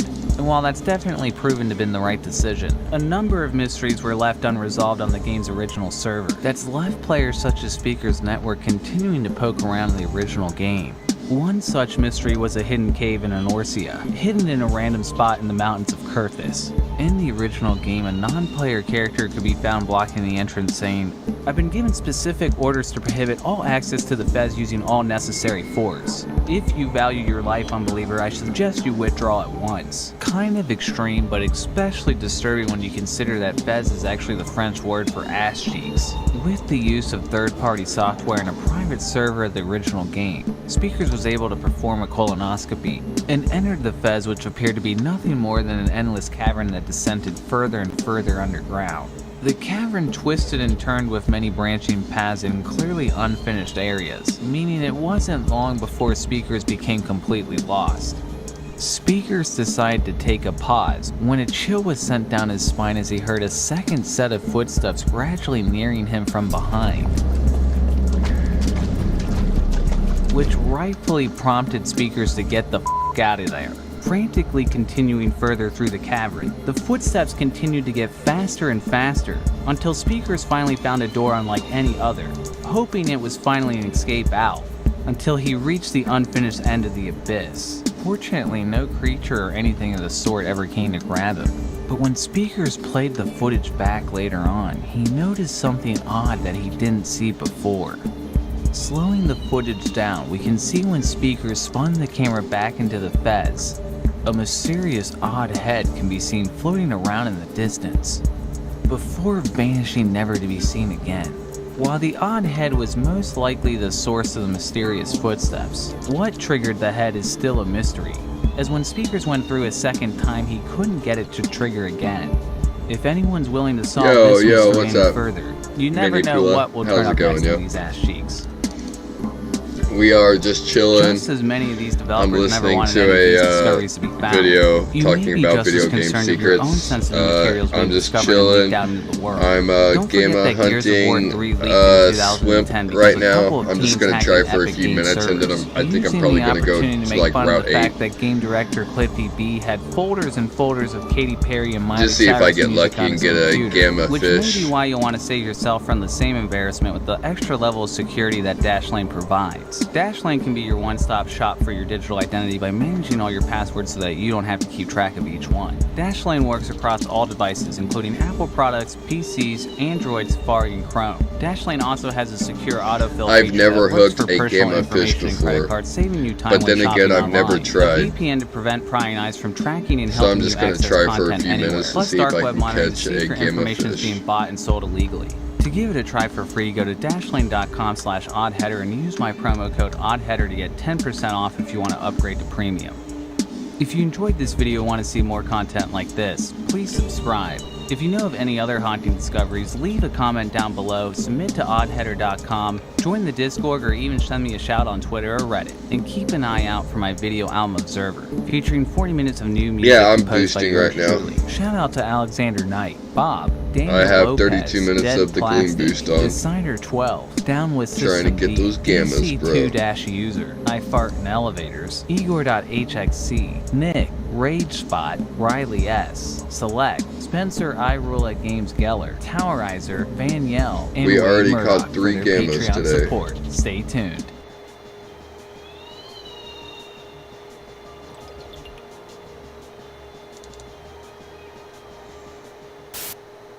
Sometimes some things are going on out in the world that make you want to stay inside, only to find something in a video game that makes you think, it can't be that bad out there, right? Today we're going to be diving into the top 10 strangest video game mysteries and discoveries that still remain unsolved to this day, part 4. Stay safe, everyone. Emily wants to play. Hello, pizza's here. Thanks to Dimension Man for submitting me this unsolved mystery from the 2016 survival horror game Emily Wants to Play. Oh God! Anyway, if you were to go through this door right at the beginning of the game and head into the bedroom, what is that? Moving right along, since the game's release, I'm this going lamp to has laid restart on my side with a game. light I'll be right flickering back. overhead in the middle of the room, remaining rather inconspicuous until the developer released an update in August 2016, mentioning in the patch notes he made something that no one ever found a little more noticeable. This time when players went to the lamp, now corresponding with the flickering flashes of light, were a strange series of buzzing noises. Mark Zuckerberg on Steam, not the actual Mark Zuckerberg, posted about the observation on the game's discussion board and suggested that it was Morse code. And Sean Hitchcock, the developer himself, responded with only this. Despite fairly solid confirmation that the lamp or the flickering light have to do with something, no one knows what exactly that something is, making it a still unsolved discovery since the game released in 2016. Oh god, what the hell is that? Okay, I'm out of here before this gets any worse. Oh! Apex Legends. Thanks to the 785 for submitting this discovery to the Oddheader Reddit. Shortly after the recent release of Season 4 of Simulation, Redditor Sheepless Wolf was playing around on the new Planet Harvester addition to the map with his friends, when suddenly they noticed something odd, as they saw what appeared to be a dog or a wolf running around on this walkway in the distance. And when they went up there, they found nothing but a player playing as Bangalore. This occurrence instantly sparked a number of theories online, the most popular being a potential teaser for the upcoming character of Loba, a character who was data mined from the file shortly after Apex's initial release, whose name also happens to translate to wolf in Portuguese. Another theory was it was just another player in the game, most assumedly as Wraith, possibly Naruto running across the walkway, though players such as YouTuber KevTheKing99 spent hours trying to recreate the exact angle of the footage and never once managed to replicate anything close. We tried this so many times. At the end of the day, we could not get it. Seeing it in slow motion, I personally see rather convincing animation that moves exactly how I would expect someone to animate a dog's legs to move, which is really a tough thing to animate, so the idea that we ended up with that accidentally seems pretty strange to me. Intriguingly, shortly after this discovery was found, many players reported that after the find they could hear howling throughout the map, possibly adding some validity to the We mystery. just did a Gleam giveaway. And while perhaps unrelated, Glacier0516 also recently submitted this footage to me that occurred on the training map shortly after the update. We just as he gave was away playing 4 alone when suddenly gleams. he was hit out of nowhere. My abilities don't work. I've been short-circuited. And then unexpectedly the entire map started to act strangely all around him at once. Glitches or not, there's definitely a lot of creepy, unexplainable things going on in the world of Apex Legends as of late.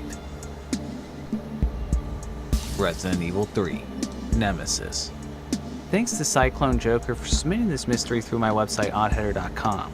A rather obscure and long-running mystery lies on this screen near the very beginning of the game, as players notice what appeared to be a strange random face in the corner of the screen. What the?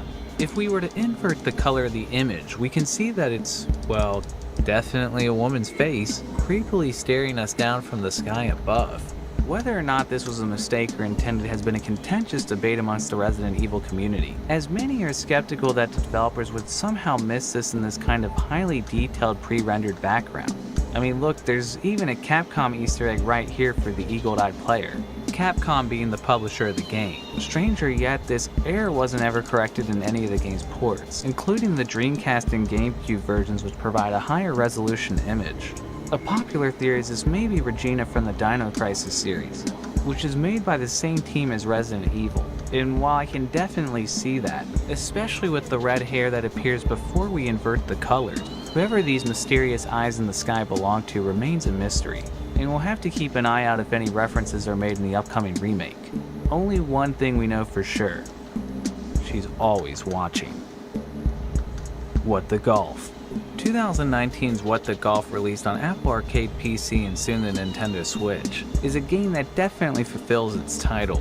Less a game about golf and more of an endless stream of random gameplay moments. What the Golf is a ride filled with countless Easter eggs and head-scratching discoveries around every corner.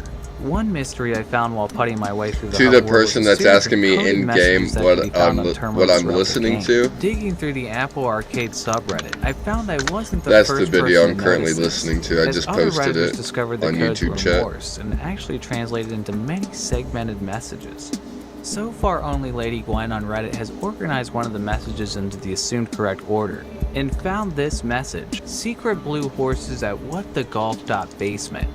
As of the publishing of this video, no one really knows what the secret blue horses are or where this basement is actually supposed to be, nor does anybody even know how to fully 100% the game. Unfortunately, it's going to be difficult solving these mysteries considering nothing makes sense in this game to begin with. South Park. The Stick of Truth. Thanks to West Best Convergence for submitting this mystery to me through my website oddheader.com. South Park viewers may still remember Pip. Lunchy munchies? Go away, Pip. Nobody likes you. A once prominent character whose role was delegated to Butters after season 4, only receiving one speaking line his last 8 years on the series, until he finally spoke in 2010, and then was immediately squashed by Mecha Streisand. South Park fans questioned if this marked the true end of the character, eventually asking South Park Studios if Pip was actually dead, who only responded with, "He looked pretty dead to me." Yet, bizarrely, data miners found in the Stick of Truth an eerie discovery when combing through the files of the game, as they came across Pip's skull in the files rendered with 2 creepy glowing eyes. And thanks to Sukiera on my Discord who helped with additional research. It turns out Pip's skull is categorized as a weapon, meaning beating enemies with the demon-possessed skull of a murdered boy is a feature that's no longer in the game, which would probably sound a lot more disturbing if I wasn't talking about South Park. Grand Theft Auto 5. Grand Theft Auto 5 has a number of ongoing mysteries, from Mount Chiliad, mysterious lights, or even this window that sprays blood that hasn't been patched out of the game despite numerous reports about it to Rockstar. Odd. Intriguingly, another mystery recently cropped up through the Casino Heist update, as players could interact with the Madame Nazar fortune machine, who's also a character players can sell collectibles to in Red Dead Online.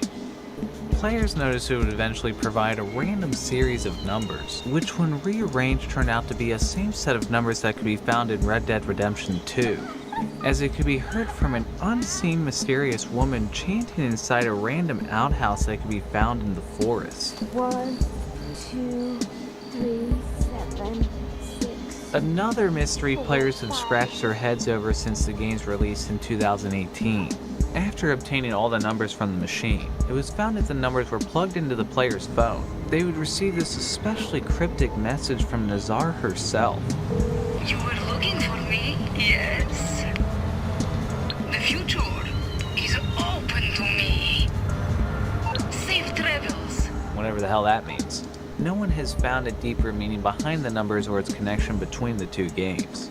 And also I want to mention yet another really creepy unsolved mystery that still remains in Red Dead Redemption 2, as players discovered if they went into the depraved town of Butcher Creek at exactly 4 a.m. and peered underneath this exact house at just the right angle, they could see an ominous glowing red pentagram illuminating from beneath the floor below.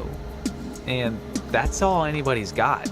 No clues or connections to anything in the game have yet to surface. The only theory anybody has is that it may just explain why everybody in Butcher Creek is an asshole. You son of a bitch. Alright, simmer down. Destiny 2. Thanks to Oren Gabriel Bush for submitting this mystery through oddheader.com. In September 2018, Bungie introduced the Last Wish raid, where players discovered when they came to this door, if they instead decided to end it all and jump off of this cliff, they could find this hidden path that led to what is now known as the Wall of Wishes. By shooting precise combinations of patterns onto the wall, players would unlock random rewards, such as snazzy head ornaments, a Paul McCartney song, and confetti headshots known as Grunt Birthday Party, which also appeared in the Halo series. With extensive efforts across the Raid Secrets community on Reddit, players found 14 different combinations of prizes from the wall. However, data miners managed to find an unfound 15th wish still existed inside the wall waiting to be found, with the description even saying, "This one you shall cherish." A clue was seemingly found for the missing 15th wish when players noticed a reference in an in-game book, explaining if they reached level 999 and defeated Duel and Karu, they'd unlock the true ending of Dreaming City. Dreaming City just happening to be the area that holds the Wall of Wishes. At that time, players had to wait a whole year for hitting level 999 to even be possible in the game. And when player Bagel 4K finally managed to hit level 999 in November 2019 and defeated Duel and Karu once and for all, jack squat happened. Not with Wish 15, not with anything at all. Later, Bungie sent Bagel 4K a personal message with some cryptic ciphers that seemed to hold some new clues that could tie into the Wall of Wishes. But at that point, the damage had already been done. Not cool, Bungie. Not cool. Metal Gear Solid.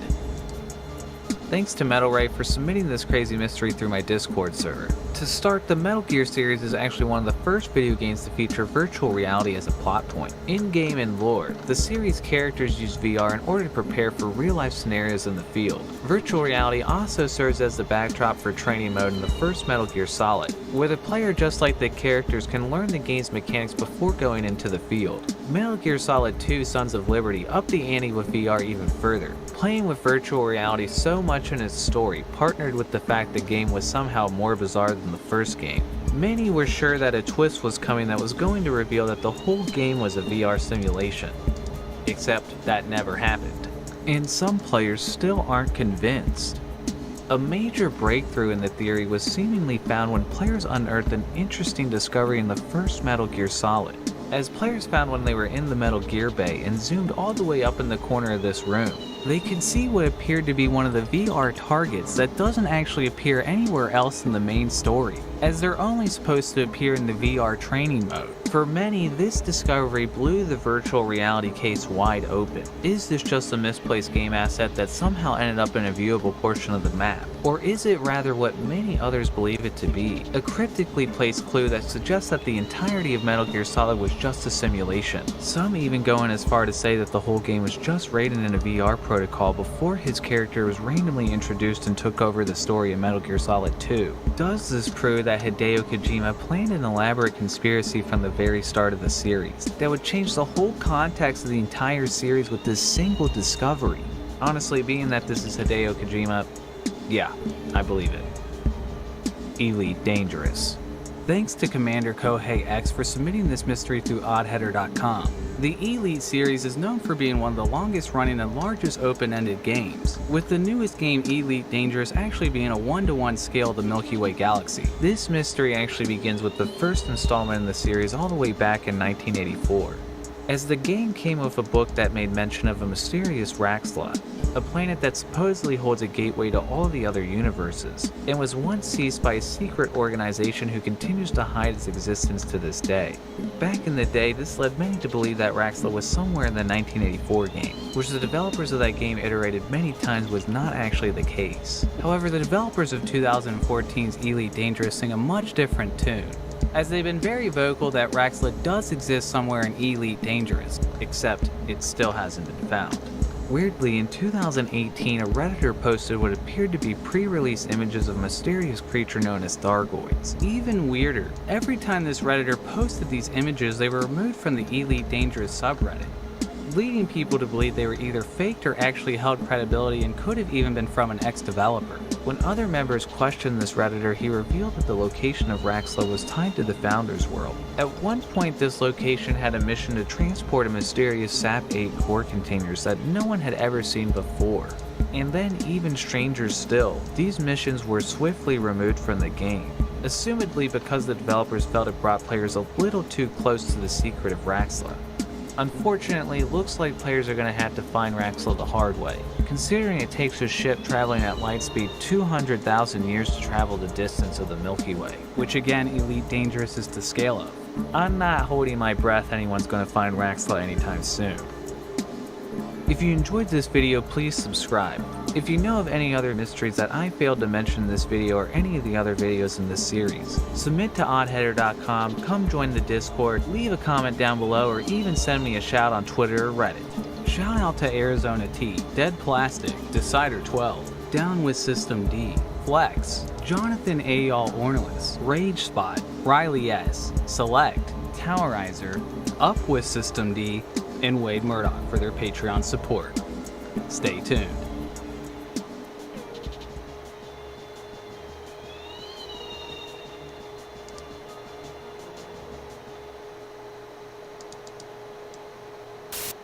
While 2019 may have been a year filled of questionable moments, once again we've proven right here on this channel there's been many insane video game discoveries out there that the world has never seen before. Hey, look at us. Look at us. Huh? Who would have thought? Not me. This is why today I'm going to be diving into the top 10 mysteries and discoveries of 2019 that all deserve their own special Audi for Best Discovery of the Year. Code Vein.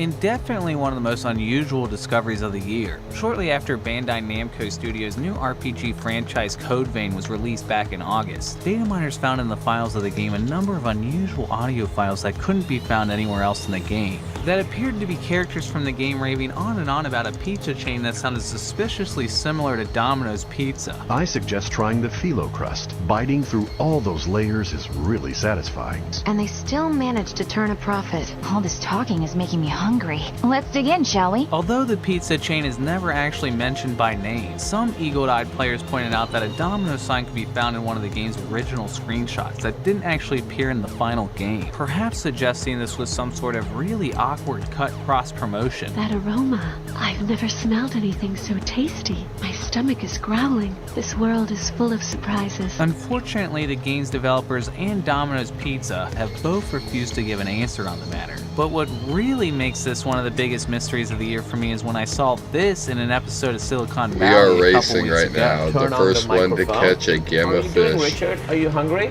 Would you like some pizza? For the gamma room. Domino's Pizza in a fantasy medieval universe. What the What the indeed? It's almost like Domino's pulled their ad campaign from Code Vein and went with Silicon Valley instead.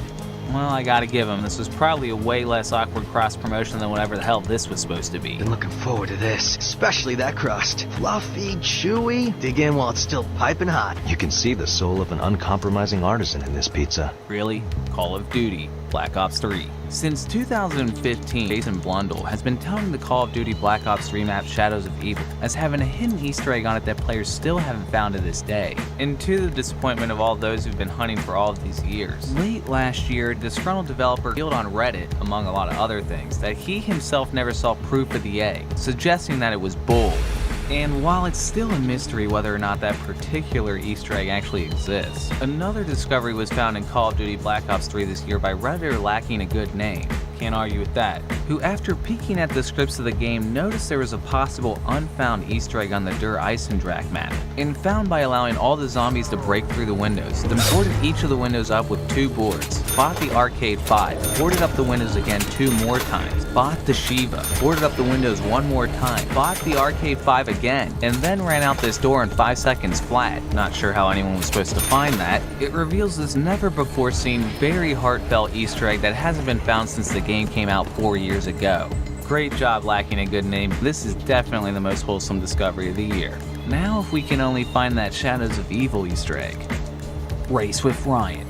Thanks to the many people that recently submitted this fairly unsettling mystery to me on Twitter and Reddit. Race with Ryan is a licensed game from the Ryan's World Empire, the YouTube channel arguably responsible with the recent Child Protection Act push on YouTube, as the channel sparked an investigation from the FTC for using potentially deceptive marketing practices to children.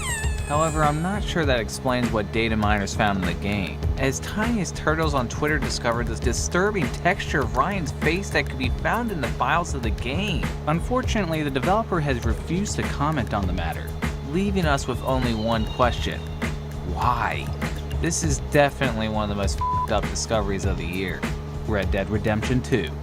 Since Red Dead Redemption 2's PC release last month, data miners have uncovered some incredibly unexpected content hidden in the files of the game, but none more baffling than the discovery in the files of character Princess Isabeau Katharina Sinsmeyer, whose only actual known appearance in the game is on a missing poster as a 12-year-old girl. And here they found what appeared to be her adult form. Data miners were able to determine the identity of Princess Isabeau by the file name IKZ, as well as the matching description of birthmarks on her face and arm. However, the question remains, where is Princess Isabeau hiding, and will she even be alive when we find her?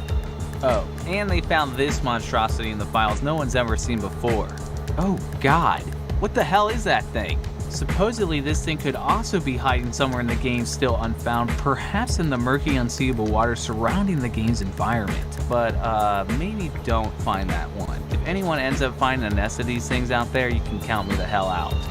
Borderlands. Back in June in my video Unsolved Mysteries Part 3, I reported on an unusual discovery found on my Discord server uncovered by Dax Marco, where by minimizing Borderlands during its startup, a series of absolutely disturbing moans could be heard emitting from the game application that don't occur anywhere else in the game. Well, since that video's release, Rewind on my Discord server made a startling discovery when he pitched the audio up 2 octaves and heard what appeared to be an animal whimpering.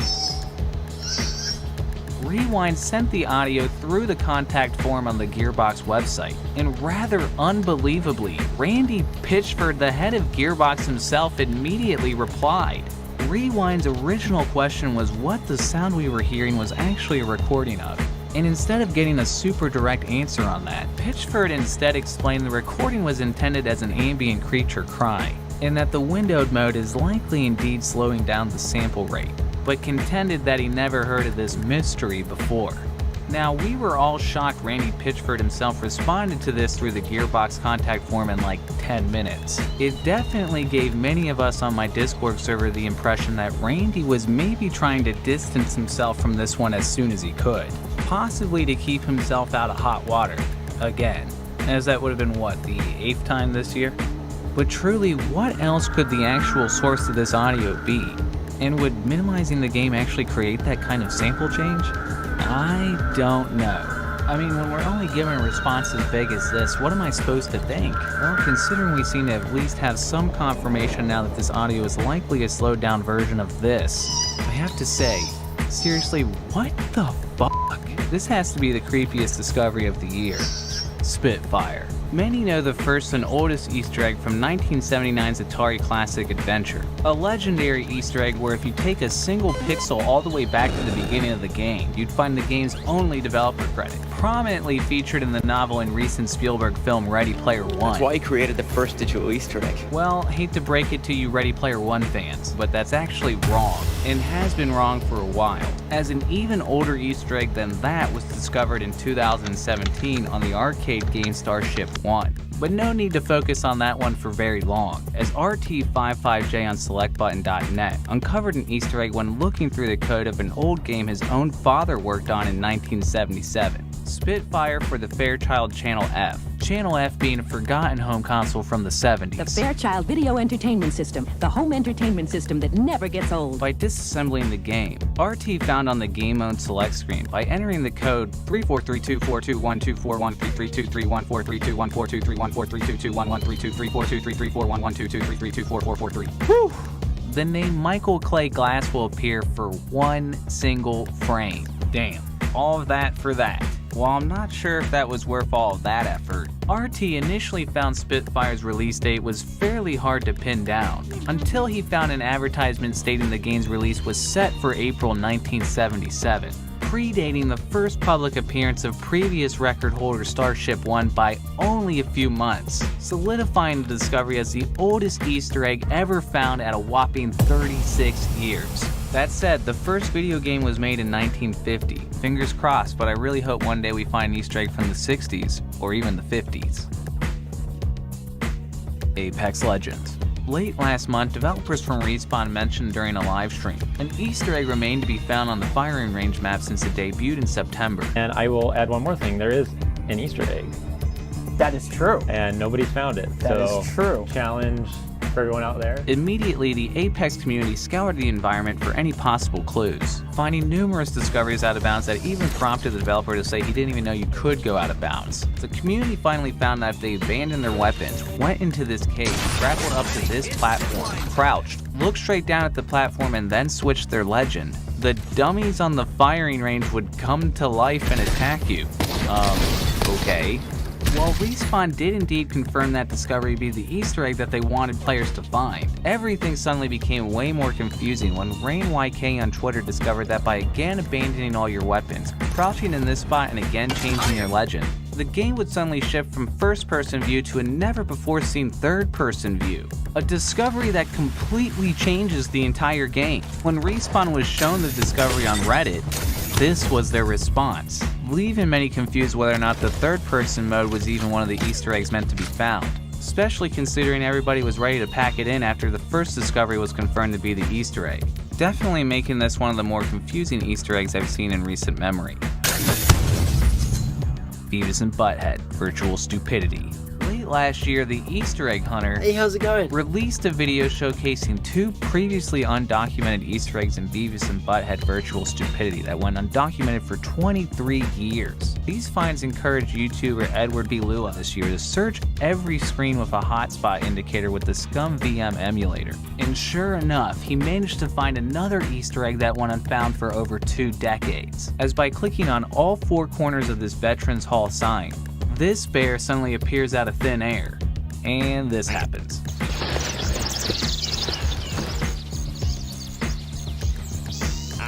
I felt something, but I couldn't, grab it.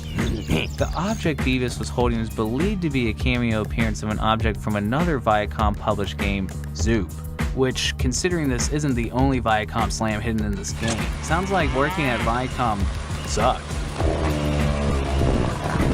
Futurama. Okay, so we have to get this one.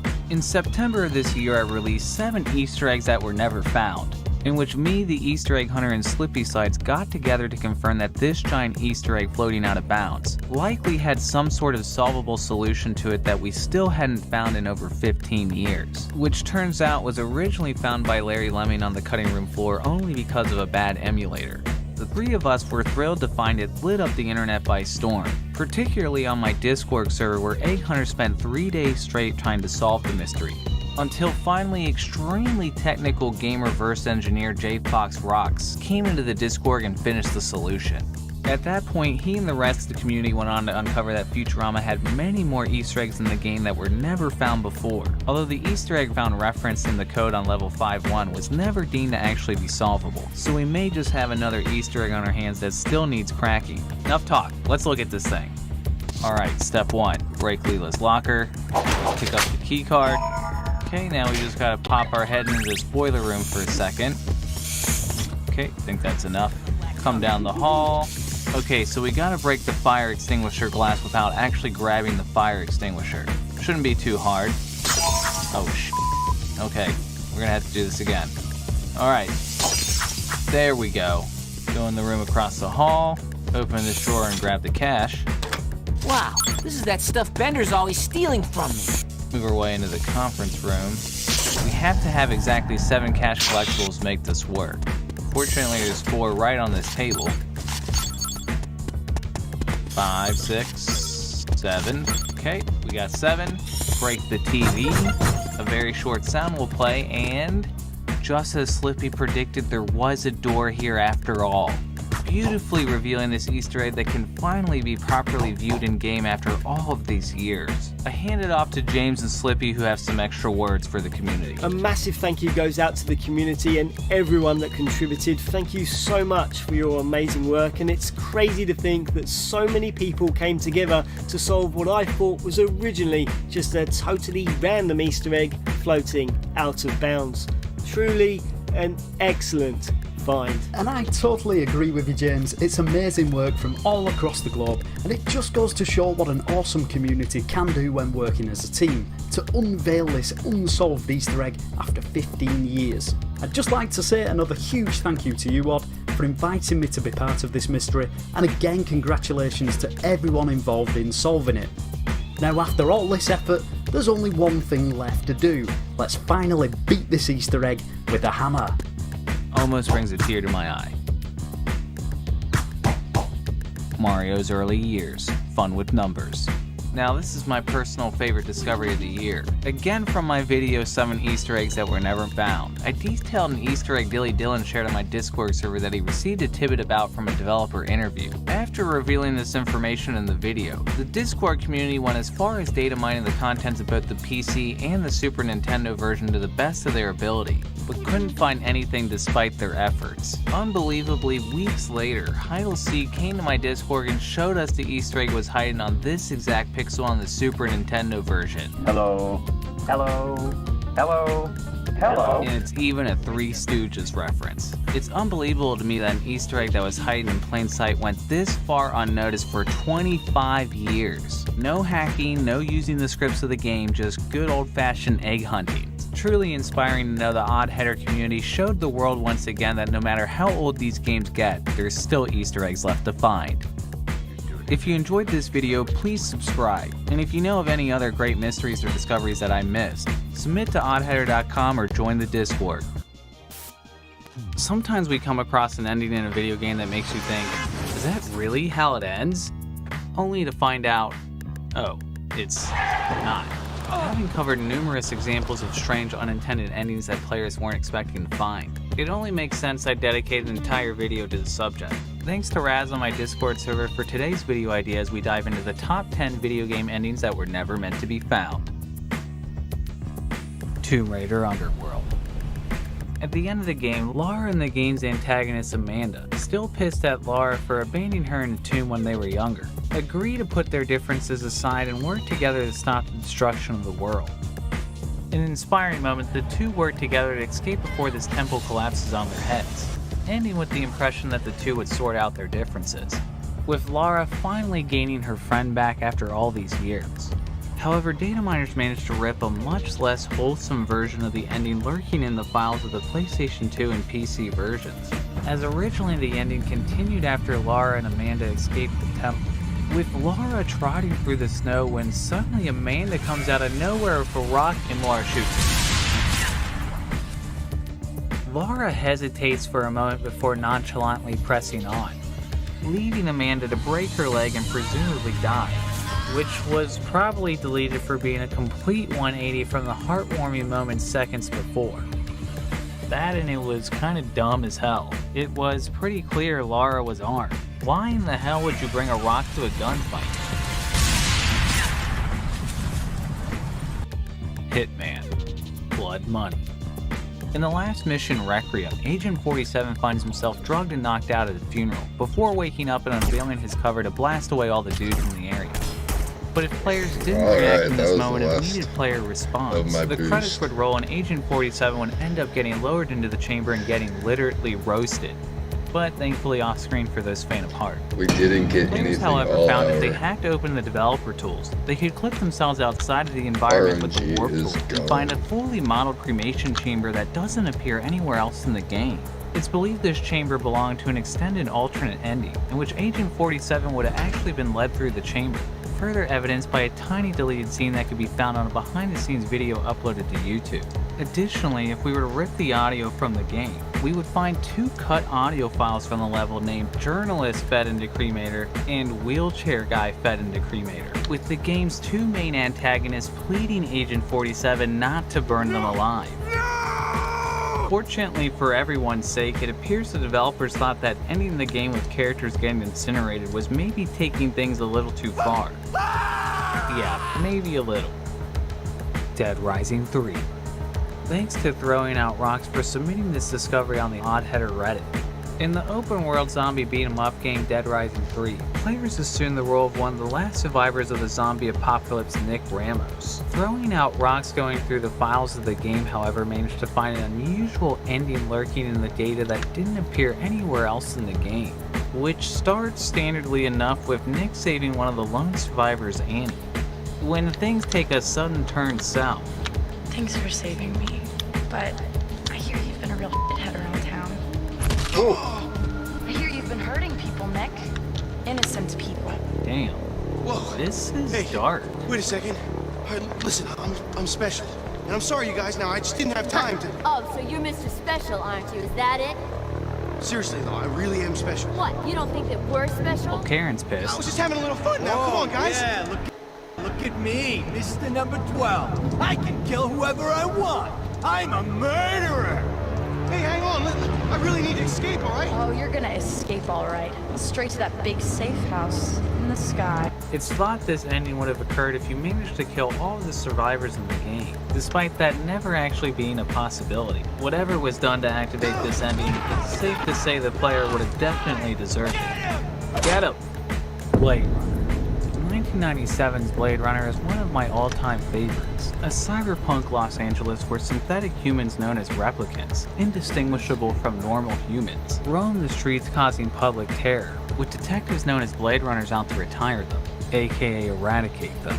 The question surrounding the film for decades was whether or not Deckard, the Blade Runner, was a replicant himself, and multiple endings and cuts of the film threw the answer into either direction. The PC game took the idea even further with many story branches and multiple endings, as any character could or could not be a replicant each time they played the game. For example, one possibility is the player could believe themselves to be a replicant and try to escape from Los Angeles with one of the other characters, or they could believe they were human and retire all the replicants and go home for a smoke. One thing I always thought was odd though is that suspect Victoria could be a love interest in the game, despite only talking to her twice in the whole story. Yet you could only end up with her with the option of believing that she was a replicant, never providing the player the possibility of escaping with her under the belief that she was a human, which seemed to be the single possibility you couldn't actually do in the game. I was surprised to find out years later, data miners found in the files there indeed existed an ending with an entirely different narration, showing that you could actually escape with Dectora as a human. The only problem is with the mass amount of scripts and story branches in the game, no one's sure if such an ending can actually be activated, though nothing promising has ever been found. Fortunately, a Blade Runner re-release is set to come out this year, but unfortunately that version is being rebuilt from the ground up as the original source code has been notoriously lost. So whether or not we get an answer to this may just be another mystery Blade Runner fans will argue about for decades.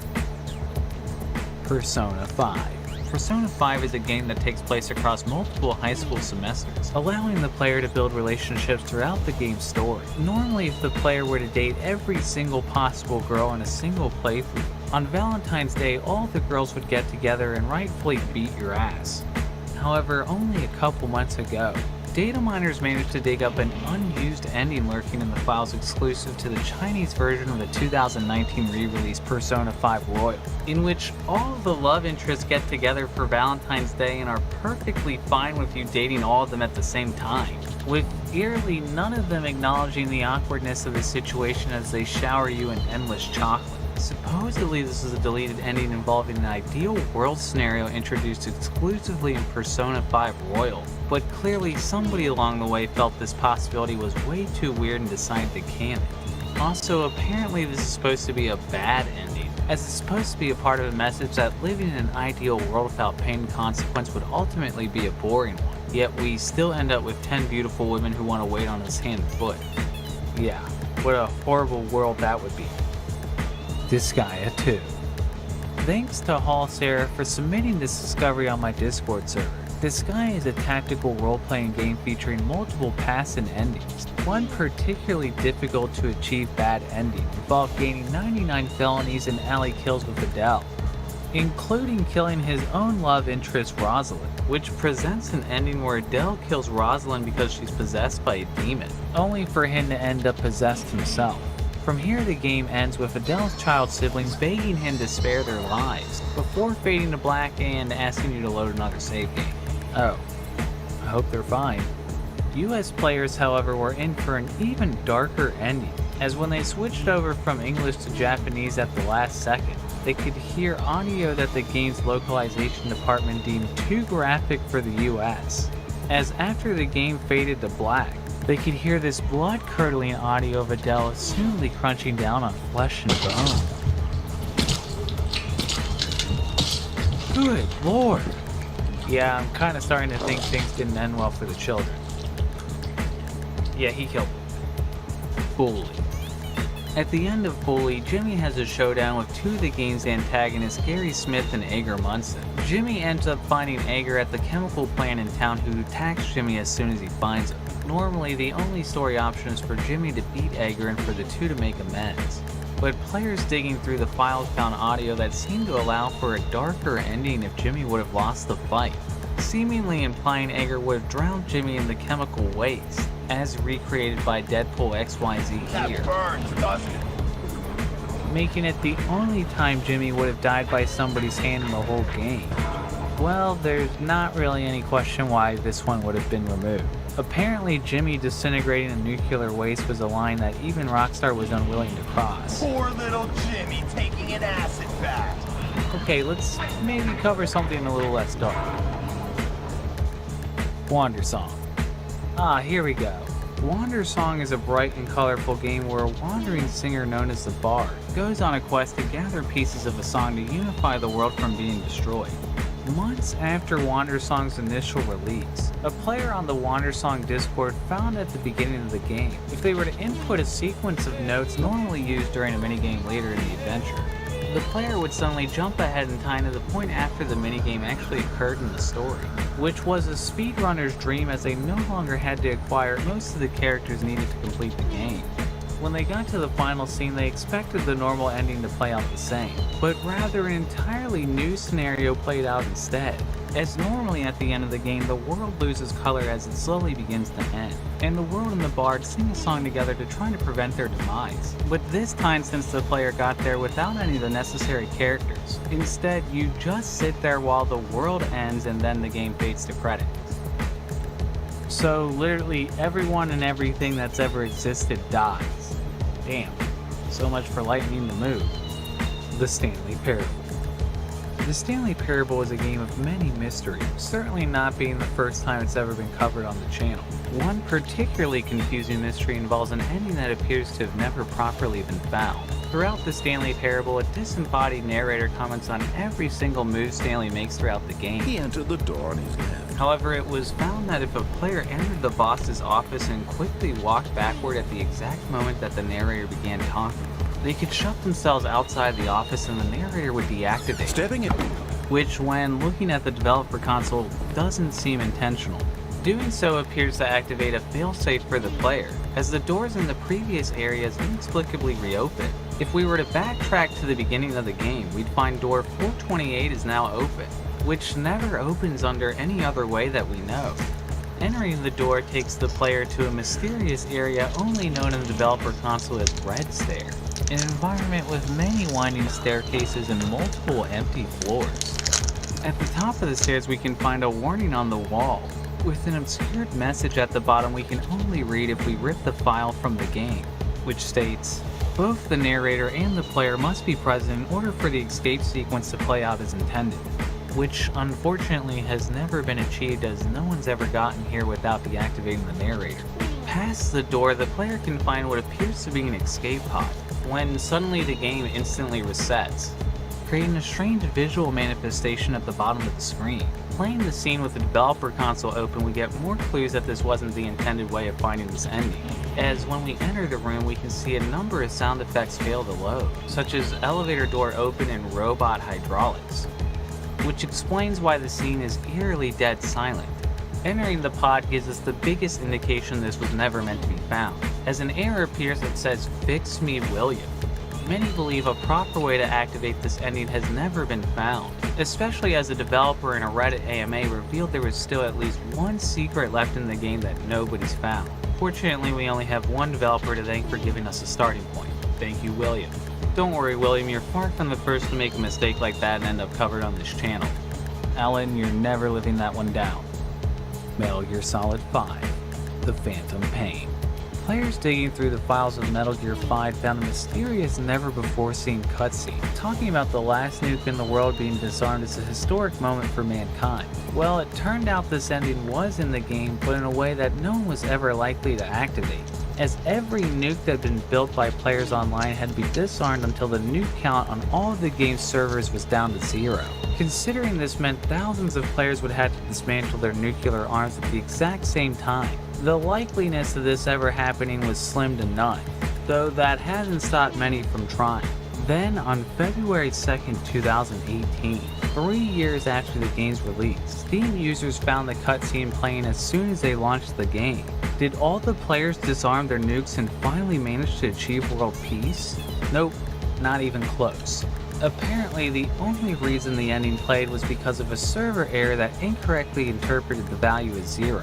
Publisher Konami instantly apologized for the false lead, and players continued to strive for the ending, until again on December 25th, the ending played once again for all players on all platforms, even though again none of them were ever close to removing their nukes. Again, Konami issued another apology saying they were still investigating the issue, though many threw in the towel then and there, perhaps as creator Hideo Kojima originally intended, until the Metal Gear 5 community unifies to disarm their nukes. Attaining world peace in the game is a reality we may never actually see in our lifetime. Wait a second, that's actually kind of poetic. We truly live in a society. If you enjoyed this video, please subscribe, and if you know of any other mysteries or discoveries that you'd like me to cover, submit to oddheader.com, leave a comment down below, or even send me a shout on Twitter or Reddit. Shout out to Arizona T, Apocalypse 420X, Bitwith27, Dan Duval, Dead Plastic, Decider 12, Dear Mid Crowley, Flex, Jonathan A.L. Ornelas, The New I Fart in Elevators, Rage Spot, Riley S, Select, Sneaking J, Tony Humor, Towerizer, Up with System D, Wade Murdoch, and Jan Veneer for their Patreon support. Stay tuned.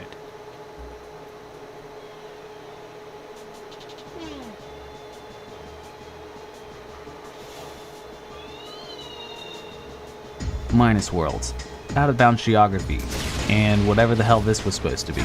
Thanks to the many areas I found out about since the last video in this series. Today we're diving into the 10 strangest, most confusing areas in video games that we were never supposed to find. Part 2. Or Part 3.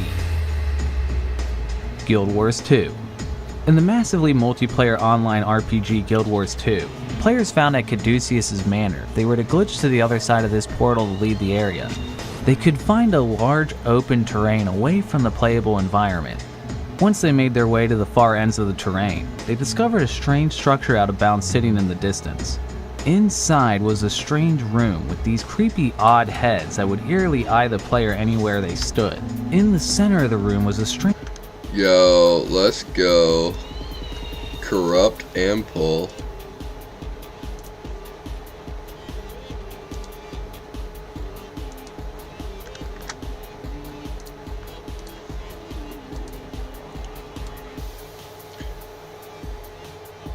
Let's go.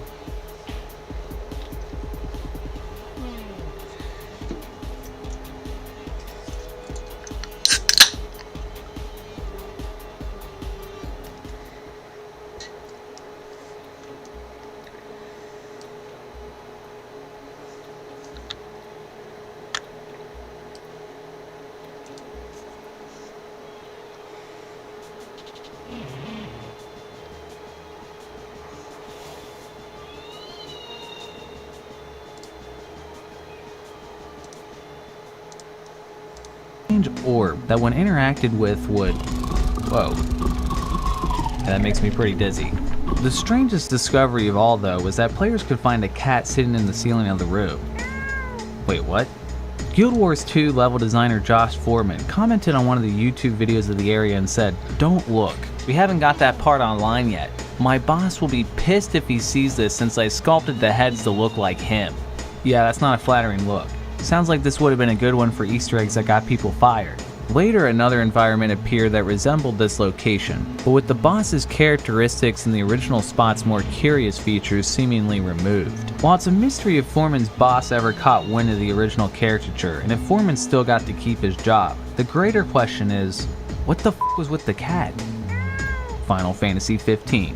In Final Fantasy 15, there's a brief moment where you leave this train in Nephilim to go out on the tracks during the night, where you have a small chance to see a fallen form of Shiva in the distance, who's one of the mysterious giantess characters that can be summoned during battle in every Final Fantasy game. And for some reason that I can't place my finger on, getting out of bounds in this small area has ended up becoming one of the most popular out of bounds locations in a video game that I've ever seen.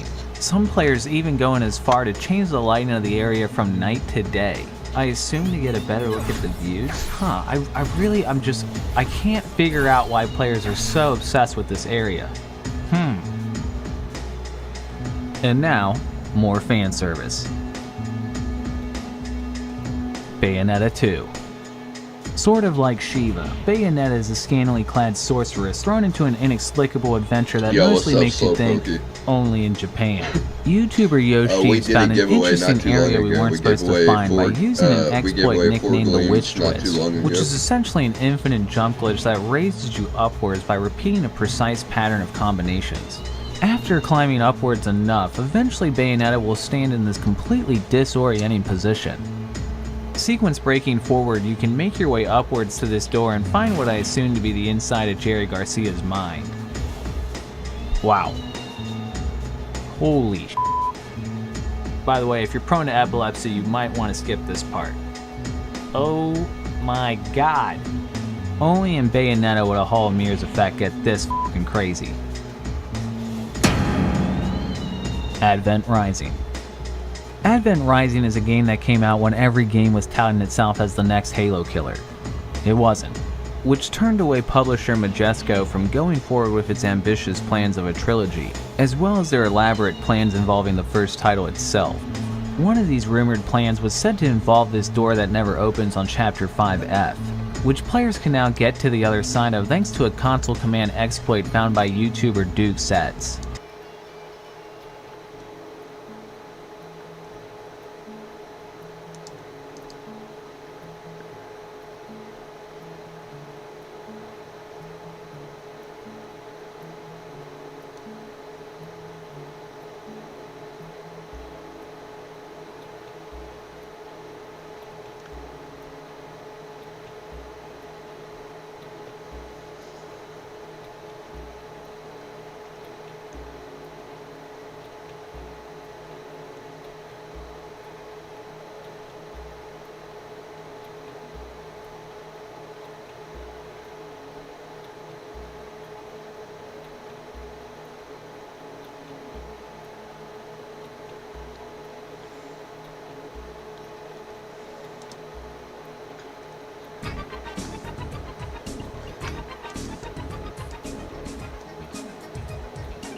Let's face it, games are getting easier.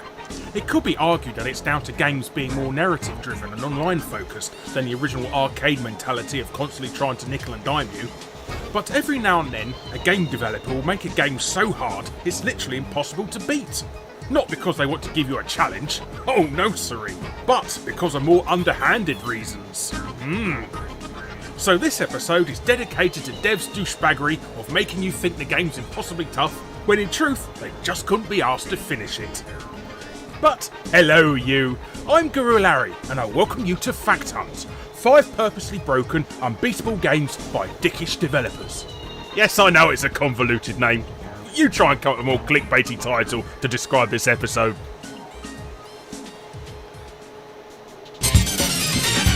Yeah!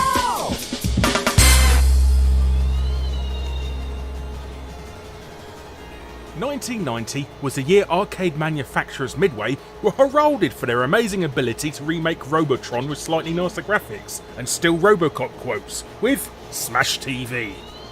But the big carrot on a stick for the game was it constantly telling you to see the true ending to the game, you needed to collect enough keys to enter the Pleasure Dome.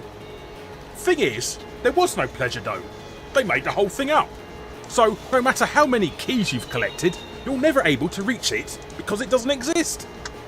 Midway created Smash TV to be a cash guzzler, intentionally making the game so hard that they never expected anyone to actually beat the game, let alone be good enough to get to said Pleasure Dome. So Midway didn't bother programming the true ending to Smash TV as they thought no one would ever be good enough to see it. However, after mass complaints from hardcore gamers and arcade owners who had mastered the game, Midway shipped out revisions of the game with the Pleasure Dome included, where you can now win a lifetime supply of women. I'd buy that for $1. Oh, shut up, you twat.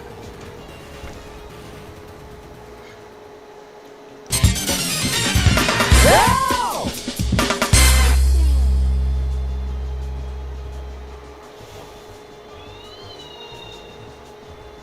Speaking of arcade games, and a totally obscure one at that, our next entry goes to the ZX Spectrum port of the little-known Taito arcade game Gladiator, or Great Gorianos as it had to be renamed, due to somebody else already creating a Spectrum game called Gladiator.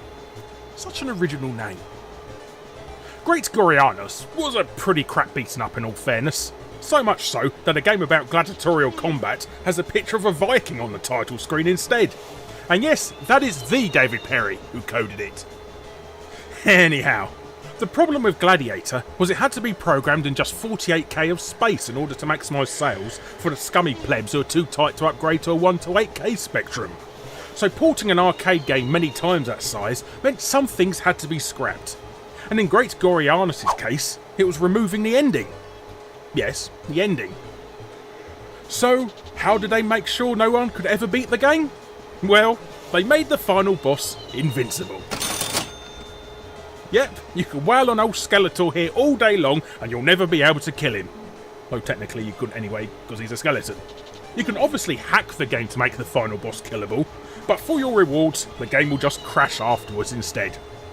That'll teach you to cheat.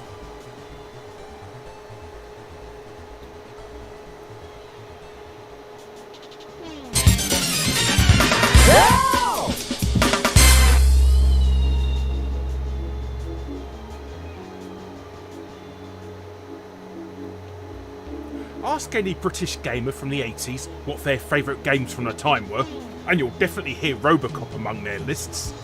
The Adventures of Cyborg Jesus made for an awesomely violent video game, and was so successful it spawned 16-bit ports, which themselves spawned an arcade game. But Robocop even has the record for being the longest ever video game to stay in the top 20 charts, a whopping 5 years. And even then it was only knocked out as they discontinued the 8-bit charts. Also, that bloody title screen music, which you're listening to now, has become legendary over the years. It's been used in countless other medium, from internet memes to TV adverts. And Ariston. And it's still stuck in my head after all these years. But as great as Robocop was, sadly, it seems that all multi-format ports always have to include one clunker among them, and this time it was a Commodore 64 port. For whatever reason, Ocean made a completely different version to all the other formats, and then made it unfairly tough. But worst of all, there was a major bug on the 4th level that turned the whole game into unplayable graphical garbage. Not that anyone could get that far. You see, rather than delay the Commodore 64 release and fix this game-breaking bug, Ocean decided... Yo, Alpha Gleam Florant.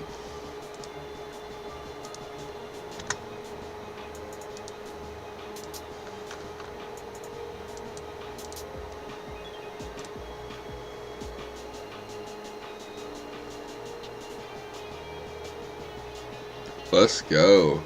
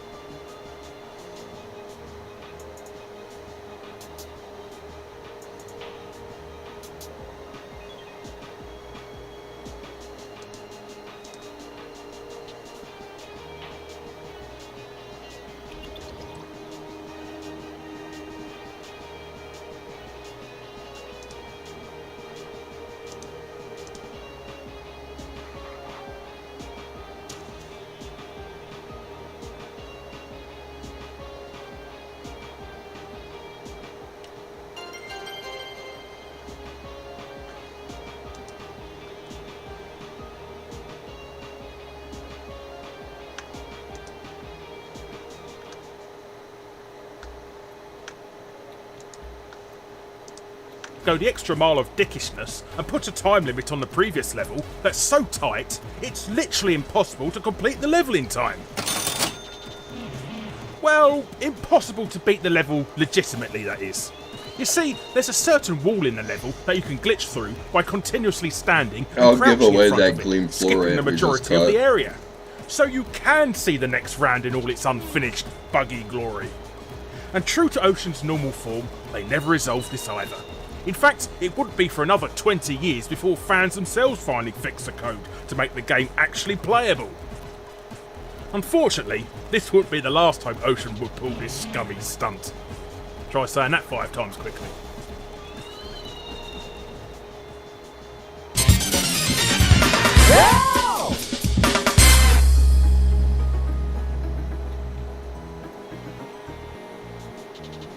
Dennis the Menace, just called Dennis in the UK to avoid confusion with a certain British spiky-haired comic character of the same name, was based on the 1993 movie starring Walter Matthau, Doc Brown, that bloke out the PlayStation 1 adverts, and some kid who went on to do nothing.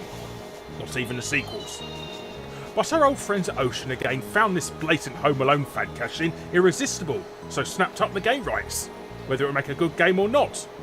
And well, it didn't, as it only got 25% in Amiga Format's review.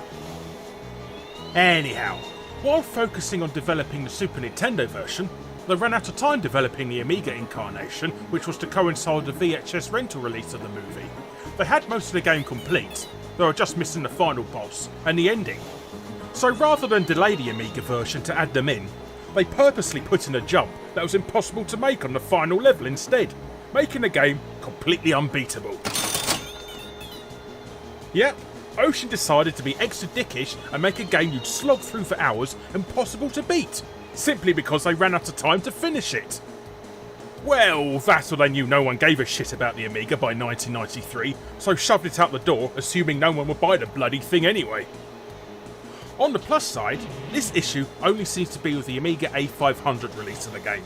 The AGA and CD32 versions of the Amiga ports do not have the unjumpable pit, though they still couldn't be asked to put in a decent ending.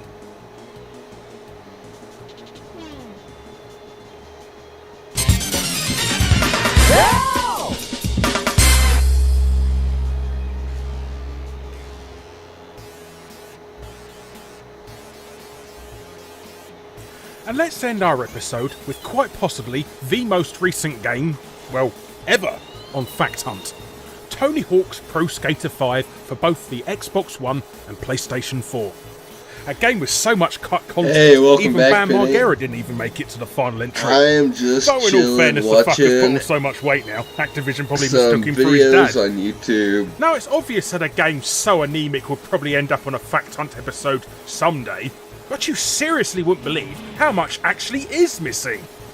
As soon as you pop the disc into your machine, you're treated to a lovely 7.7 gigabyte patch for the game. Except, that isn't a patch, it's the rest of the game. The actual disc itself only contains the tutorial. Why? Well, back in 2000, people loved the Tony Hawk series so much that Activision bought the rights to make sequels for the next 15 years. But a decade and a half is an eternity in video games, and in the intervening years, both Activision and gamers alike found babysitting mouthing 12-year-olds in Call of Duty far more entertaining than kicking up ollies on a plank of wood in a game that's endorsed by someone who now looks like your dad.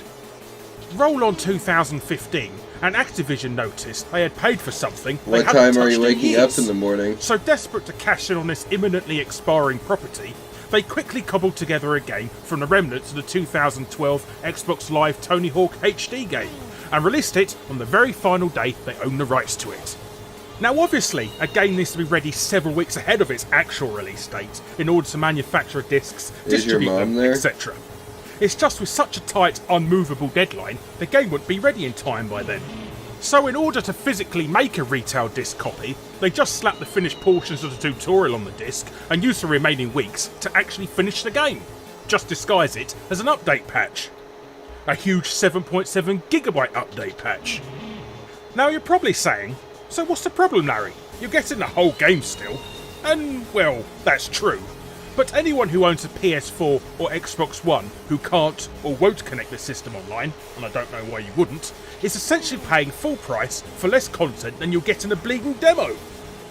Activision legally aren't allowed to issue a second printing of the disc with a full game included either, because they've lost the license. So one day in the future, when the servers are long gone, all these neo-retro game collectors out there who buy Tony Hawk 5 off eBay are essentially buying an interactive drinks coaster. Though, in all fairness, the game is complete arse candle anyway, so in this case, less is more.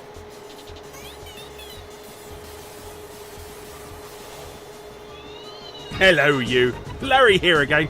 Just wanted to say thank you for watching this episode. Please let me know what you thought of it in the comments below. But don't forget to check out the other episodes in the Fact Hunt series, and even subscribe to see future episodes as soon as they're up. And if you're feeling especially awesome, check out my Patreon too. But thanks for watching, and I'll be seeing you next time.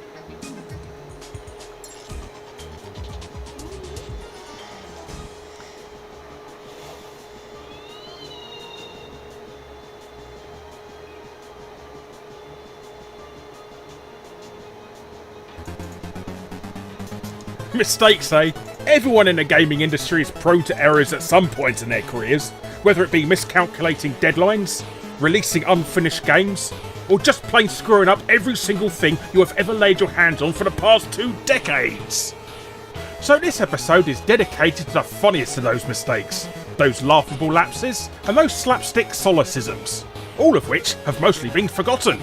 Well, until I came along and dug them all up again, that is. But hello you, I'm Guru Larry, and I welcome you to Fact Hunt, 5 hilariously idiotic gaming business mistakes. Should I add you never know at the end, or is that a bit too clickbaity?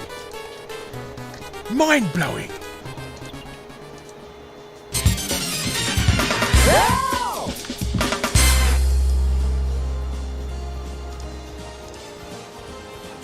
You gotta give credit to the Japanese and their whimsical style of video games. I mean, where else would you see a pretty decent shoot-'em-up starring a 19th century dragon-riding bunny girl who has to retrieve a giant stolen holy door key from a genius robot-inventing raccoon? So, to entice people to buy Kyo Flying Squadron's bizarre premise for its UK release, the publisher, JVC, teamed up with British Sega magazine Sega Pro to release a one-level demo of the game as a cover disc. Now, demo discs were in their infancy on consoles at the time. CD-based systems were relatively new, so it was quite the luxury. But JVC either didn't know what they were doing in creating a demo, or just got lazy, as what they actually did was stick the entire game on the disc, but added a splash screen after the end of the first level to kick you back to the title screen. Sounds weird, but it's not at the norm to have a bunch of inaccessible code on a disc. But the idiotic part of this story is, they also left the game's level select cheat in their game. So anyone who knew this cheat essentially had a full price game for free. Well, the price of a cover disc. So JVC inadvertently put the full game of Kyo Flying Squadron on the demo disc instead of the actual demo. Needless to say, for some bizarre reason, Sega Pro never printed said code in any of the magazine's future cheat sections. But that didn't stop their rival publications printing it aplenty just to rub salt into the wound. But because of this blunder, and the fact the full game is quite the collector's item on the Mega CD now, the actual demo disc also goes for quite a pretty penny on eBay today. In fact, it's one of the most sought after demo discs in the whole of gaming.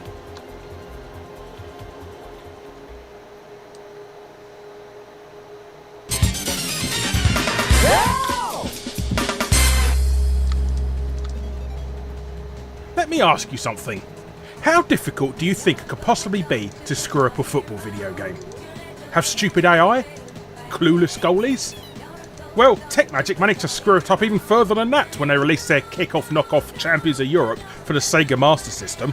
Quite possibly the most incompetently programmed soccer game in history. You see, as pretty much any 3-year-old can tell you, the sole purpose of football is to simply score more goals than your opponent. There, that's it. Unfortunately, the programmers took this info literally and let you score points in either goal. That's right, you can win a match in Champions of Europe by simply kicking the ball into your own net. Obviously this makes it easier to win as goalies in video games aren't programmed for the sporting equivalent of team killing. But if that wasn't bad enough, if there's been no goals at all and the scores are 0-0 by half time, you can quit out and it registers that you won. And even worse, if you finish a match with 0-0 in the tournament mode, it'll automatically put you into the final. Needless to say, TechMagic were either too stupid or couldn't care less about this abysmal bout of shoddy programming, as they never recalled nor revised the game. But that didn't stop Patrick McCarthy giving it 87% in issue 34 of Zero magazine, calling it an excellent game. Dickhead.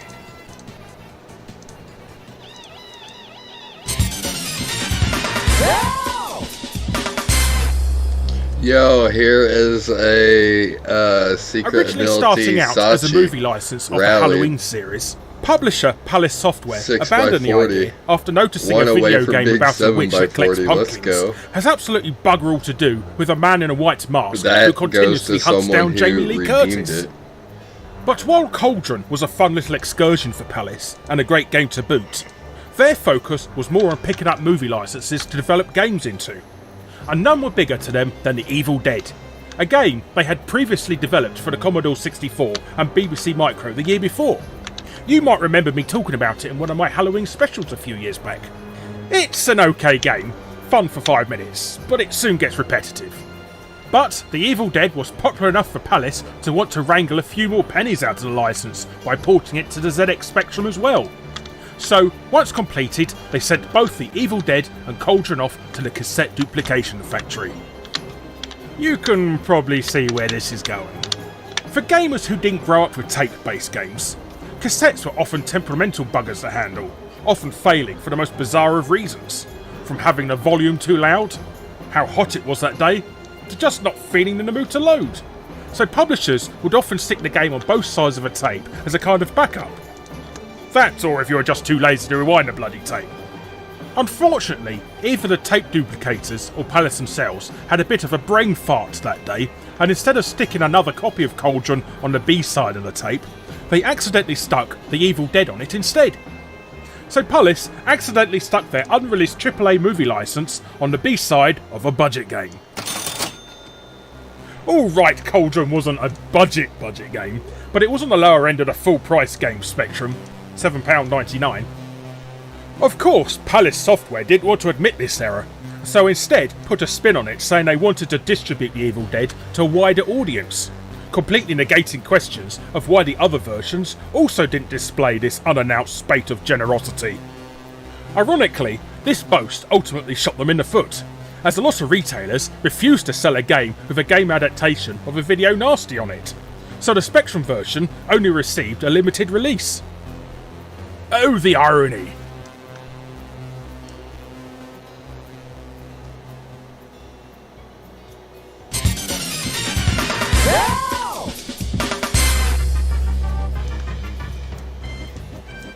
Do you remember the days before Ubisoft were creating misogynists with half their faces missing and barely finished AAA games? Guru Larry remembers. But before we were all laughing at their general incompetence, the boys from Paris were aggravating us with their overly paranoid DRM of their PC games. And none was more prolific than their not really that tactical FPS Tom Clancy's Rainbow Six Vegas 2, created during Tom's not dead yet phase of game development. Now, their copy protection was simple enough. All you needed to do is have the disc in your DVD drive when booting the game up. It sounds pretty stupid in this day and age, but for the time, it was the easiest way of proving you owned a genuine copy. However, Ubisoft also released a digital copy on IGN's Direct-to-Drive of all places. Talk about backing the wrong horse.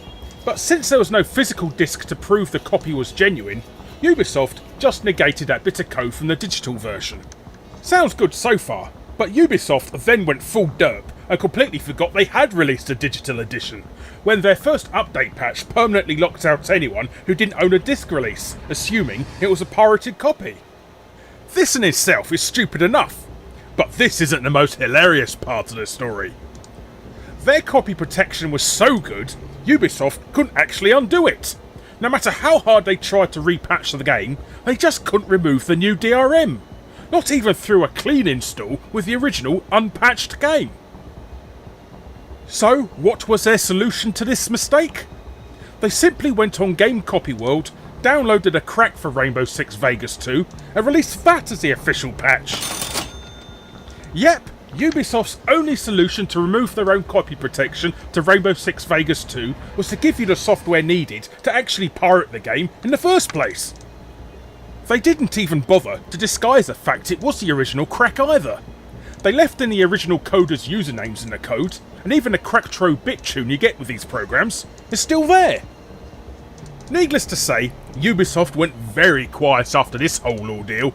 They stopped encoding DRM into games and instead went for an all-new tactic to deter pirates by releasing future games as buggy pieces of shit instead.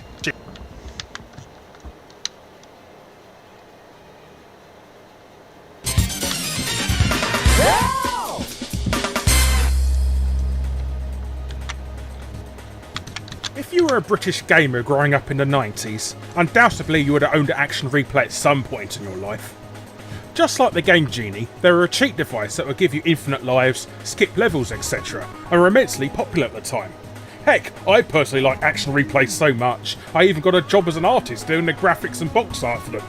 Oh yes indeedy. But enough egotistical insertion. As with all things, popularity doesn't last forever, and by the time the Dreamcast was released in the late 90s, the action replay's popularity has started to wane. So, with the ability to release such devices cheaply on CD, the action replay creators, Decay, thought it'd be a great idea to team up with the biggest unofficial Dreamcast magazine in the UK, Future's DC UK, and offer a demo disc that gave you a small taster of what cheats it could do for games such as Crazy Taxi and Sonic Adventure. And thus, the Action Replay CDX demo was bundled with issue 11 of their magazine.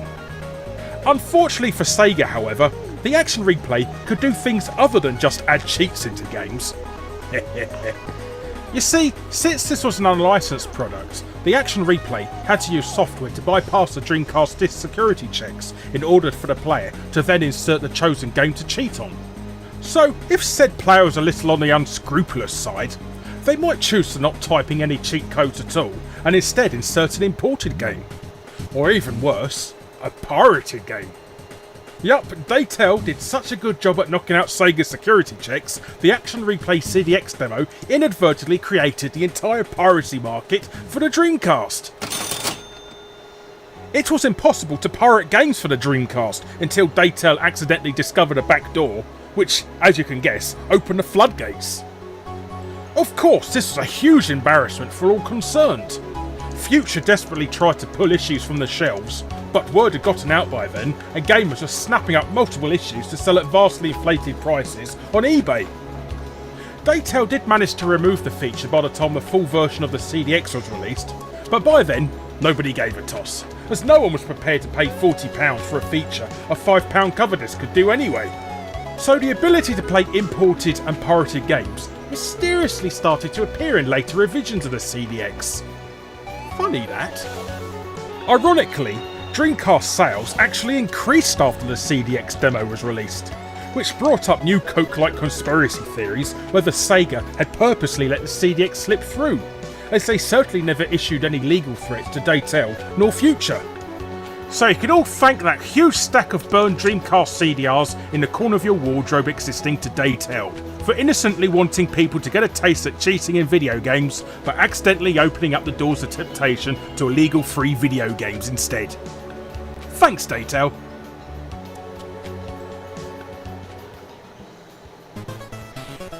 Hello you. Thanks again for watching this episode. If you want to check out the other Fact Hunt episodes, the links are on screen now.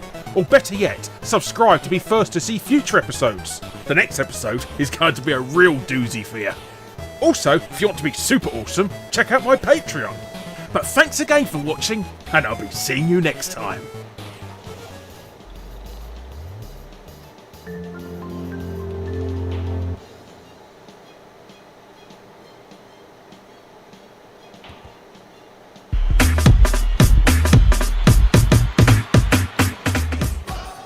Controversy in video games have always made for awkward bedfellows. Ever since the day the left bat in Pong was accused of misogyny, the interactive pixelated world has always been tainted in speculation. Of course, disdain can come from anywhere, from backroom bribes, having Peter Molyneux run your Kickstarter, to purposely releasing an unfinished product. But as gamers, we sure have a nose for rot, and are certainly not shy about vocalising our resentment. So this episode is dedicated to opening up old wounds and bringing out a few cases of bad form. Some would rather be left buried. But hello you, I'm Gorilla Larry, and this is Fact Hunt, 3 Forgotten Gamergates.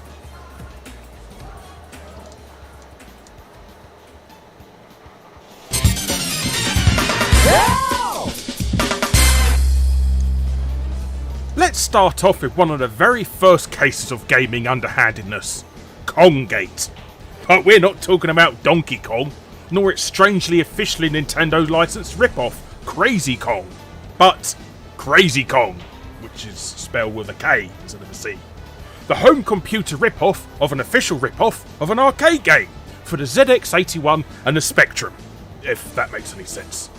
Now, Crazy Kong, spelled with a K, was being developed by the small Cheshire-based publisher C-Tech, spelled with a C, who were so excited about getting their Donkey Kong clone out before any official release that they spammed several magazines for months with wildly exciting features to their game, such as having a high-res gorilla, a running and jumping man, and most perplexingly, the game being 100% in machine code, which is the equivalent of telling someone you're a professional Photoshop artist who only uses Microsoft Paint.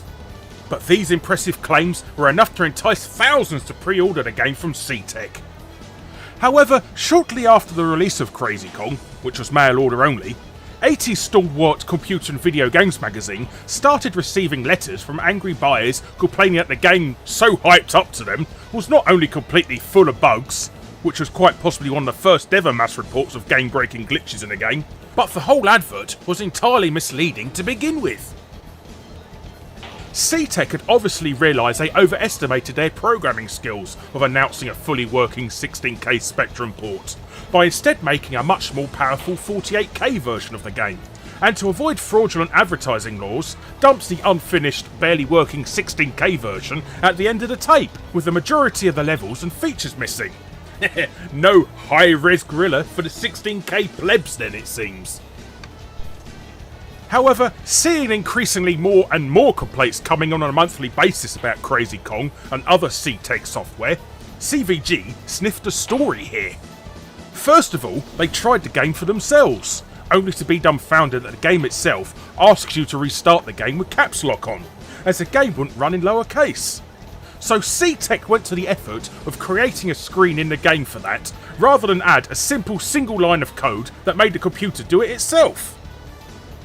And when the game finally did load, they noticed that the amazing features in the game, like the running and jumping man, didn't jump at all. The entire game was a poorly programmed wreck. CVG approached C-Tech to explain the situation, whom were less than enthusiastic about the accusations, pompously palming off customers' complaints as, "You can't please people all of the time," as if anyone has ever been pleased to receive a broken game. Then decided to threaten CVG, saying if they posted the letters of complaint, they would never again advertise in their magazine. Suffice to say, C-Tech did remain true to their word and never place an advert in CVG ever again. But then again, that wasn't really much of a threat considering they'd never previously placed any beforehand, and declared bankruptcy later that same year.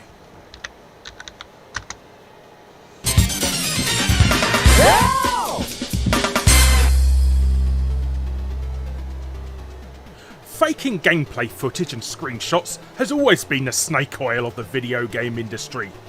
From the scummy practices of using screenshots from 16-bit games to advertise 8-bit games, to pre-rendered footage in modern trailers, lying to customers has always been the first line of offence in Gamergates. But while it's starting to clear up nowadays with not actual gameplay footage disclaimers, the issues have stemmed back to at least the mid-80s, with 3 rather memorable events of scheming publishers and gaming press being caught out with their pants down, waggling their joysticks.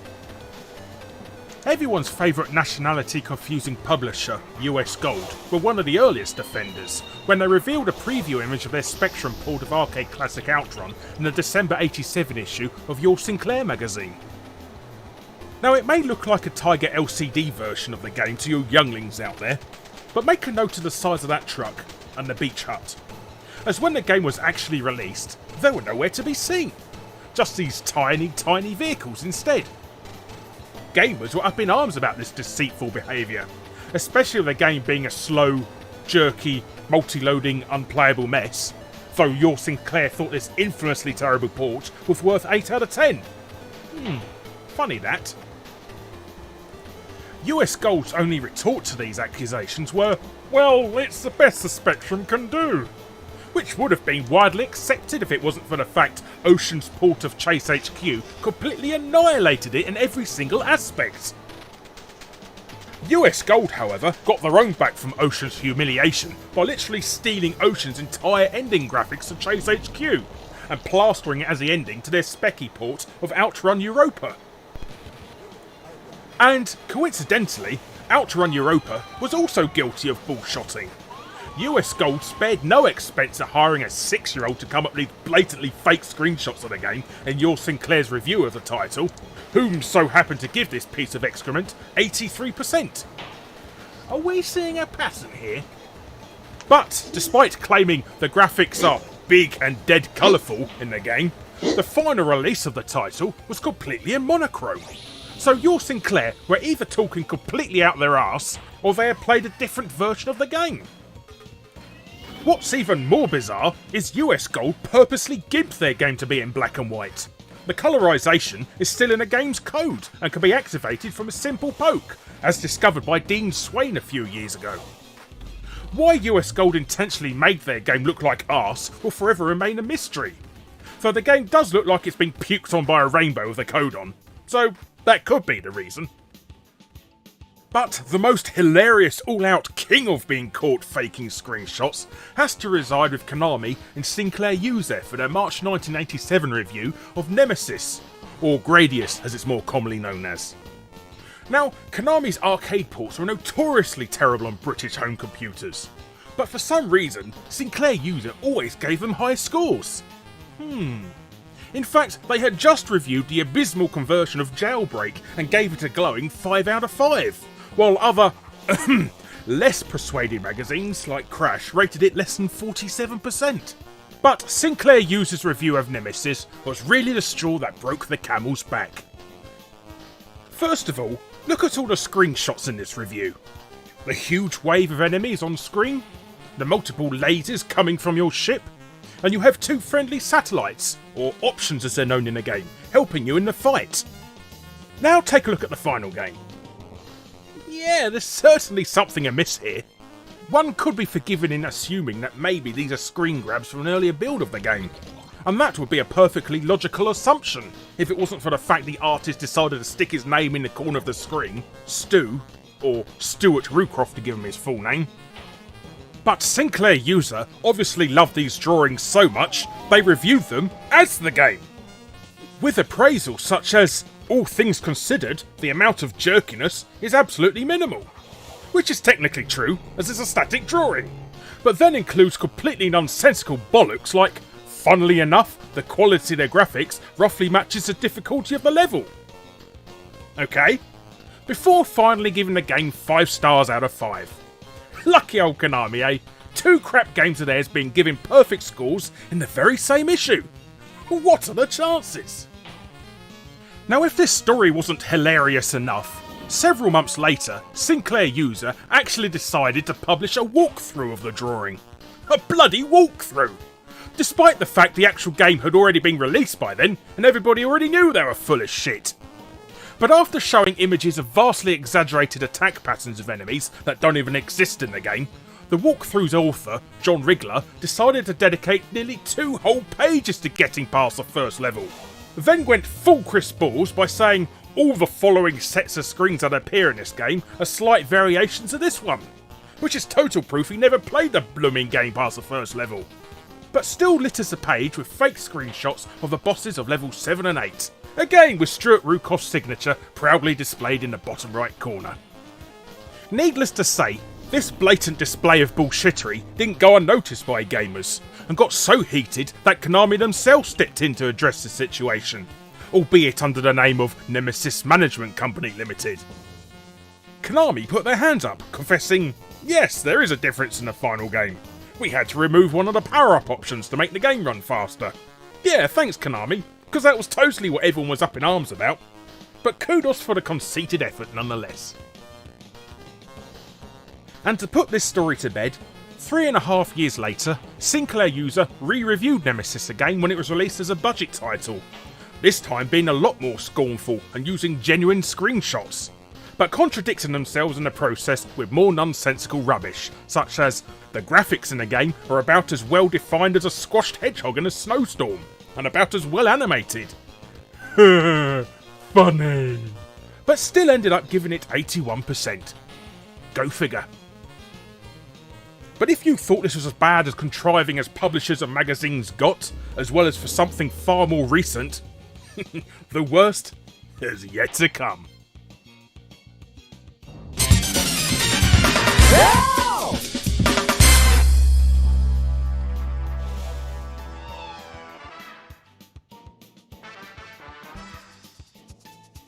And what better way to round up this trilogy than the game that coined the phrase to gaming in the first place? Drivergate. Or Driv3R-gate it was coined in the days when everything had to be written in bloody leet. But with so much of the story now distorted from years of speculation and missing out on a lot of potential internet immortality because it happened just before the rise of Reddit, YouTube, Twitter, even Facebook, etc., we'll go over the actual course of events, so consider this a refresher course. Now, first and foremost, you have to remember how incredibly massive the Driver franchise was at the time. It could easily be considered the equivalent of what Grand Theft Auto is today. The first two entries have sold millions of copies on the PlayStation and PC, selling over 6 million copies on the PS1 alone. And its developer Reflections was so confident about how great the third entry would be, they even released Stuntman, which was essentially a full-price tech demo of the threequel. So the hype for a third game in the Driver franchise was beyond boiling point, and magazines were desperate to get first dibs on coverage. For what it was, Driver 3 was an incredibly impressive accomplishment on Reflections' part, especially compared to where its rival GTA was at the time. 3 giant cities, 156 miles of road, 35,000 unique buildings, and over 70 vehicles to drive, from motorbikes to articulated trucks, all with realistic physics and unique vehicle damage. So, considering this was a game from the PS2 and original Xbox era, it was way beyond its time. Unfortunately, Atari Inc., the publisher, decided to rush the game to market to capitalise on their second quarter profits, and, surprise surprise, what could have been a fantastic game ended up being an unbelievably buggy, constantly crashing, totally unfinished mess. And Atari knew full damn well that their actions would produce a clunker. So what was Atari to do with this potential car crash? Take a knock on those quarterly profits and give Reflections the much needed extra time to iron out all the bugs and finally polish a potential all-time classic? No, the hell with that. Why not prey on magazines' desperation for exclusivity for Driver 3 coverage and offer 2 major magazines copies to review months before everyone else, in return for guaranteed 9 out of 10 scores? Yes, you heard me right. In what could be considered the most morally bankrupt move in the history of gaming journalism, Atari wanted to deceive their customers by taking advantage of magazine publishers' vain antagonism. But who could possibly sink so low to agree to such a despicable act? Enter Fuchsia Publishing's PlayStation magazine, PSM2, and Xbox magazine, Xbox World, the 2 leading unofficial console magazines in Europe for their respective formats, and 2 publications more than happy to negate their journalistic integrity in return for a few extra magazine sales.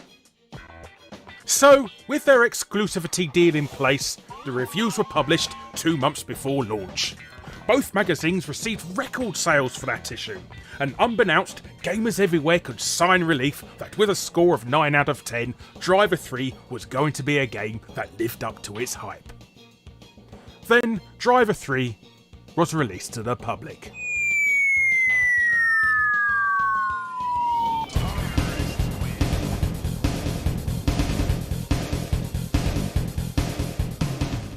the game was terrible, glitched to hell and bordering on unplayable. It was blatantly apparent that Driver 3 had been rushed to retail, and with other publications, including Eurogamer, Game Central and even Future's own Edge, go away Tim, giving far more accurate scores of 3 out of 10, gamers realised the unthinkable, that PSM2 and Xbox World had outright lied to them. But why? So, utterly betrayed and pissed off, they took to Future's Games Radar forums in droves to vent their collective spleens. Stunned by the anger, Future didn't know what to do with this mass bombardment of accusations. They had never seen such a backlash in their entire history. So, in a pure idiotic display of damage control, started to delete threads, demote long-time moderators and block posters' complaints en masse. This only infuriated readers even more, so, unintimidated, new accounts kept opening and new posts kept appearing. It was apparent that Drivergate was here to stay. Threads were becoming so heated, questioning Future's integrity, that Xbox World's deputy editor, Nick Ellis, finally stepped in on the conversations to address this situation, backpedaling with, "It's a great game, and we stand by the review." Perhaps 9 was a little too enthusiastic. Perhaps. But then attacked Game Central's 3 out of 10 score as being just plain rubbish, before deciding to throw his colleagues at the official Xbox magazine under the bus by questioning why no one was attacking their 8 out of 10 score for Shadow Ops. For the record, Shadow Ops scored 61% on average, according to Metacritic. Now, you're probably asking, where was Atari when all of this was happening? Their reputation was being dragged through the mud too, just as much as Future's. So, did they do the honourable thing and come clean? Did they even offer deceived customers compensation, or even a refund? Again, no. Atari decided to hire the marketing company Babel Media, a company that proudly boasted they employ a team of native guerrillas to infiltrate forums and message boards on their website, before promptly redacting their claim. God bless Google Cache. Unfortunately, Babel's guerrilla tactics were lousy at best. They stuck out like a sore thumb, creating new accounts that only ever posted in Driver 3 threads and were always replies to negative comments.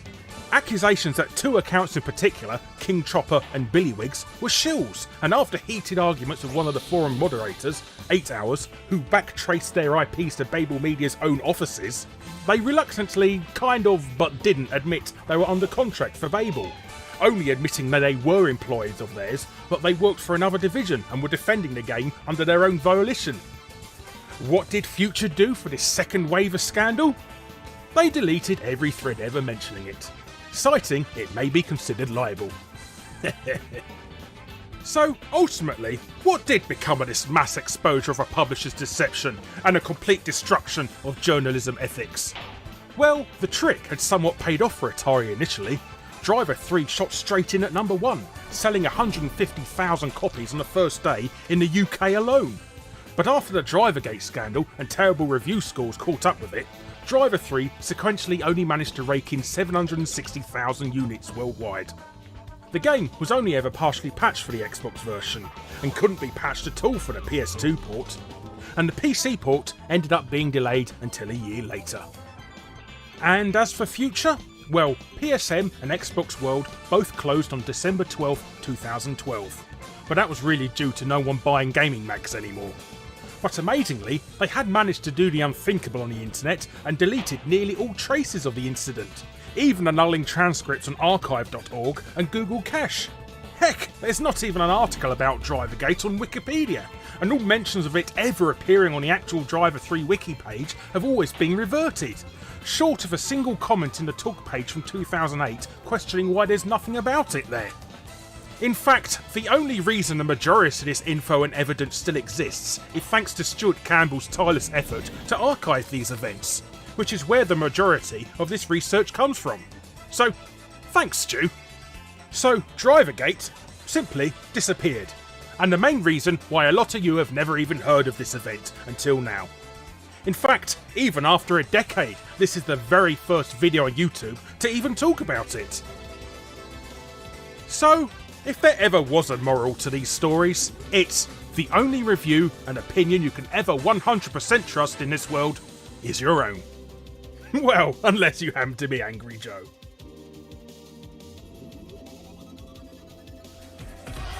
Hello you! Thanks for watching this episode of Fact Hunt. If you fancy checking out other episodes in this series, the links are on screen now. And a special big thanks to DJ Slope for helping editing today's episode. There's a link to check out his channel below too. But don't forget to subscribe to see future episodes, and if you're feeling particularly awesome, check out my Patreon. But once again, thanks for watching, and I'll be seeing you next time.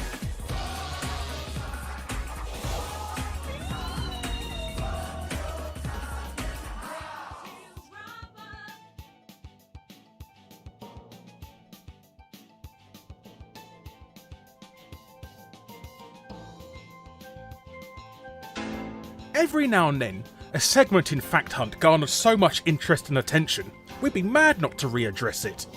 The Drivergate segment in 3 gaming scandals that were buried created so much buzz on forums and the internet, we decided to go back and expand a lot of the details that we originally cut out for time constraints, as well as include all new information we uncovered since the making of the episode.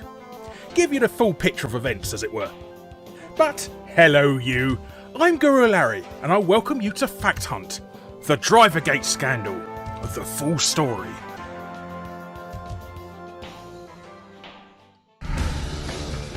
Once upon a time, there was a small developer by the name of Reflections, a Newcastle-based studio who shot to fame with their Shadow of the Beast trilogy. 10 years later, they found their niche making car games with Destruction Derby 1 and 2 on the PlayStation 1. Also Monster Trucks, but everyone's forgotten about that one. But what launched Reflections into the stratosphere was their fantastic video game homage to the 70s cop car movies, Driver. Now first and foremost, you have to remember how incredibly massive the Driver franchise was at the time. It could easily be considered the equivalent of what Grand Theft Auto is today. The first 2 entries have sold millions of copies on the PlayStation and PC, selling over 6 million copies on the PS1 alone. And its developer Reflections was so confident about how great the third entry would be, they even released Stuntman, which is essentially a full-price tech demo of the threequel. So the hype for a third game in the Driver franchise was beyond boiling point, and magazines were desperate to get first dibs on coverage. For what it was, Driver 3 was an incredibly impressive accomplishment on Reflections' part, especially compared to where its rival GTA was at the time. 3 giant cities, 156 miles of road, 35,000 unique buildings, and over 70 vehicles to drive, from motorbikes to articulated trucks, all with realistic physics and unique vehicle damage. So, considering this was a game from the PS2 and original Xbox era, it was way beyond its time. Even the publisher, the then recently Atari rebranded Infogrames, wanted to make this a pure AAA title by pulling in a Hollywood cast of voice actors, including Ving Rhames, Michelle Rodriguez, Iggy Pop, Mickey Rourke, and to voice the protagonist Tanner, Michael Madsen. That's right, the dad out of Free Willy. He also was in some film about dogs and cutting off ears, but he wouldn't have been casted because of that now, surely. Unfortunately, 2004 would turn out to be Atari's Annus Horribilis. They had pumped so much money into Driver 3 that it was bordering on destroying the company. In fact, they would need to sell 4 million copies of the game just to break even. Then, completely out of the blue, they announced they wanted to invest even more money into it. Now, you're probably wondering, why on earth would Atari want to plough even more money into a game that was already years behind in development and crippling the company? Well, that's a simple answer really. It was all down to Atari management's absolute neurotic fear of Driver's main rival, the Grand Theft Auto series. 2001's Grand Theft Auto 3 had literally blown the industry away with its innovative 3D open world sandbox gameplay, making the previous 2 Driver games look incredibly primitive in comparison. Heck, you couldn't even get out the car in Driver 1. Despite coming up with the 3D world before, Driver just couldn't hold a candle to GTA's sheer dominance of the industry. But this was now 2004. Driver 3 had been in development for 3.5 years, which, in that time, Rockstar had not only developed and released GTA 3's sequel, Vice City, but they were also finishing off its sequel, San Andreas, which was set to blow away the industry once again. So, throwing cash on Driver 3's ever-encroaching 4 years of development, and the fact all they could afford to release for the rest of the year of either shovelware or imported Japanese games based on anime shows, Atari desperately needed cash to stay afloat. They knew they had an abide hit on their hands with Driver 3, but they needed it out before San Andreas' October release, otherwise it was a nail in the coffin for the company. But frustratingly, Driver 3 looks like it wouldn't be ready until at least a month after that, possibly even miss the Christmas schedule altogether. But they needed that money now. So, in the age-old tale of insanity, they demanded Reflections wrap up what they created so far and release the game as is. Now, this wasn't pure madness and desperation for Atari. They had successfully pulled the same stunt a year before by releasing an unfinished build of movie franchise Enter the Matrix early. However, Enter the Matrix was far more stable, being only weeks away from its actual completion. Plus, it had mostly ridden off the back of the hype for The Matrix Reloaded. So, by pure fluke, the move had somewhat paid off for them. Driver 3, however, was a completely different kettle of fish. Atari knew damn well they had an unfinished clunker on their hands, and it needed at least another 6 months of development. But while they could be partially forgiven for their desperate situation, what they did next was truly inexcusable. There was no movie franchise to capitalise off this time, just the first 2 drivers ever dwindling fame. So how could Atari make sure that Driver 3 was a guaranteed hit? Grand Theft Auto has stolen so much of its thunder already, and releasing an unfinished game would guarantee poor sales, turning away potential customers even further. So, should they do the right thing? Take the gamble and give Reflections that much needed extra 6 months to iron out all the bugs and let its quality stand out against GTA's ever-increasing dominance? No, the hell with that. Why not prey on magazines' desperation for exclusivity for Driver 3 coverage and offer 2 major magazines copies to review months before everyone else, in return for guaranteed 9 out of 10 scores? Yes, you heard me right. In what could be considered the most morally bankrupt move in the history of gaming journalism, Atari wanted to deceive their customers by taking advantage of magazine publishers' vain antagonism. But who could possibly sink so low to agree to such a despicable act?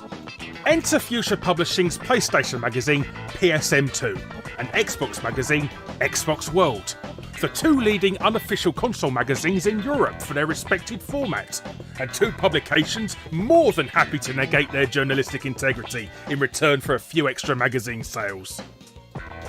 So, with their exclusivity deal in place, the reviews were published 2 months before launch.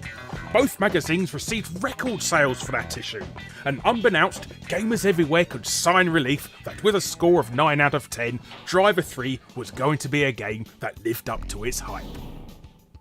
Then, Driver 3 was released to the public.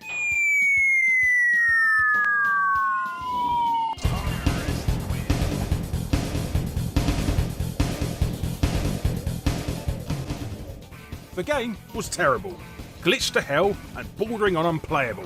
It was blatantly apparent that Driver 3 had been rushed to retail, and with other publications, including Eurogamer, Game Central and even Future's own Edge, go away Tim, giving far more accurate scores of 3 out of 10. In fact, Eurogamer's review even went as far as to say that Driver 3 could be the biggest gaming letdown of all time. But after these wildly contradicting scores, gamers realised the unthinkable, that PSM2 and Xbox World had outright lied to them. But why? So, utterly betrayed and pissed off, they took to Future's Games Radar forums in droves to vent their collective spleens.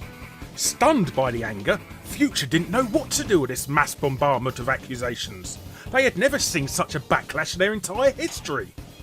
So, in a pure idiotic display of damage control, started to delete threads, demote long-time moderators, and block posters' complaints en masse. This only infuriated readers even more, so, unintimidated, new accounts kept opening, and new posts kept appearing. It was apparent that Drivergate was here to stay. Threads were becoming so heated, questioning Future's integrity, that Xbox World's deputy editor, Nick Ellis, finally stepped in on the conversations to address this situation, backpedaling with, "It's a great game, and we stand by the review." Perhaps 9 was a little too enthusiastic. Perhaps. But then attacked Game Central's 3 out of 10 score as being just plain rubbish, before deciding to throw his colleagues at the official Xbox magazine under the bus by questioning why no one was attacking their 8 out of 10 score for Shadow Ops. For the record, Shadow Ops scored 61% on average, according to Metacritic. In PSM's and Xbox World's defence, they did receive unfinished code that was 3 weeks away from being finalised. Atari essentially lied to them, Hey promising guys, that all I'll the be bugs right in the back. game would be fixed by the time it hit retail, so they never mentioned them in any of their articles. But what isn't defensible is both publications never told readers this, nor did they give any other indication that it was anything but the final code they were reviewing. Now, you're probably asking, where was Atari when all of this was happening? Their reputation was being dragged through the mud too, just as much as Future's. So, did they do the honourable thing and come clean? Did they even offer deceived customers compensation, or even a refund? Again, no. Atari decided to hire the marketing company Babel Media, a company that proudly boasted they employ a team of native guerrillas to infiltrate forums and message boards on their website, before promptly redacting their claim. God bless Google Cache. Unfortunately, Babel's guerrilla tactics were lousy at best. They stuck out like a sore thumb, creating new accounts that only ever posted in Driver 3 threads and were always replies to negative comments. Accusations that 2 accounts in particular, King Chopper and Billywigs, were shills, and after heated arguments with one of the forum moderators, 8 Hours, who backtraced their IPs to Babel Media's own offices, they reluctantly, kind of, but didn't admit they were under contract for Babel, only admitting that they were employees of theirs, but they worked for another division and were defending the game under their own volition. What did Future do for this second wave of scandal? They deleted every thread ever mentioning it, citing it may be considered libel. So, ultimately, what did become of this mass exposure of a publisher's deception and a complete destruction of journalism ethics? Well, the trick had somewhat paid off for Atari initially. Driver 3 shot straight in at number 1, selling 150,000 copies on the first day in the UK alone. But after the Drivergate scandal and terrible review scores caught up with it, Driver 3 sequentially only managed to rake in 760,000 units worldwide. The game was only ever partially patched for the Xbox version, and couldn't be patched at all for the PS2 port, and the PC port ended up being delayed until a year later. Driver 3's rival, Grand Theft Auto San Andreas, was released on time that October. It went on to receive rave review scores, 95% on average according to Metacritic, and ended up selling just under 28 million copies on the PS2 alone, becoming the console's biggest selling game of all time. Looking for someone to blame for this fiasco, Atari set their sights on Reflection's founder, Martin Edmondson, whom was forced to resign from the company in lieu of poor sales and review scores. Edmondson sued Atari for unfair dismissal, and in 2006 the two settled out of court, with Martin receiving $2.1 million in shares and $2.2 million in cash. Atari knew they would never break even with what was invested into Driver 3, so in 2006, to cover their losses, sold both Reflections and the Driver license to Ubisoft, who went on to make Driver Parallel Lines, Driver 76 and Driver San Francisco. But the Driver name absented so much footing in the video game world that Ubisoft themselves lost confidence in its 2014 sequel to Driver San Francisco, dropping the Driver name altogether, then rebranding and redeveloping it as an all-new license, Watch Dogs. 3 weeks after selling the Driver franchise, Atari's Vice President of Sales and Marketing, Nick Ferraz, finally admitted that Driver 3 was a half-baked product that was pushed out of the doors for revenue reasons. They never mentioned Driver again after that. Hilariously, Atari assumes lightning strikes twice. Well, thrice in this case, as they tried the same tactic again in 2007 with a bug-riddled, unfinished reboot of Alone in the Dark.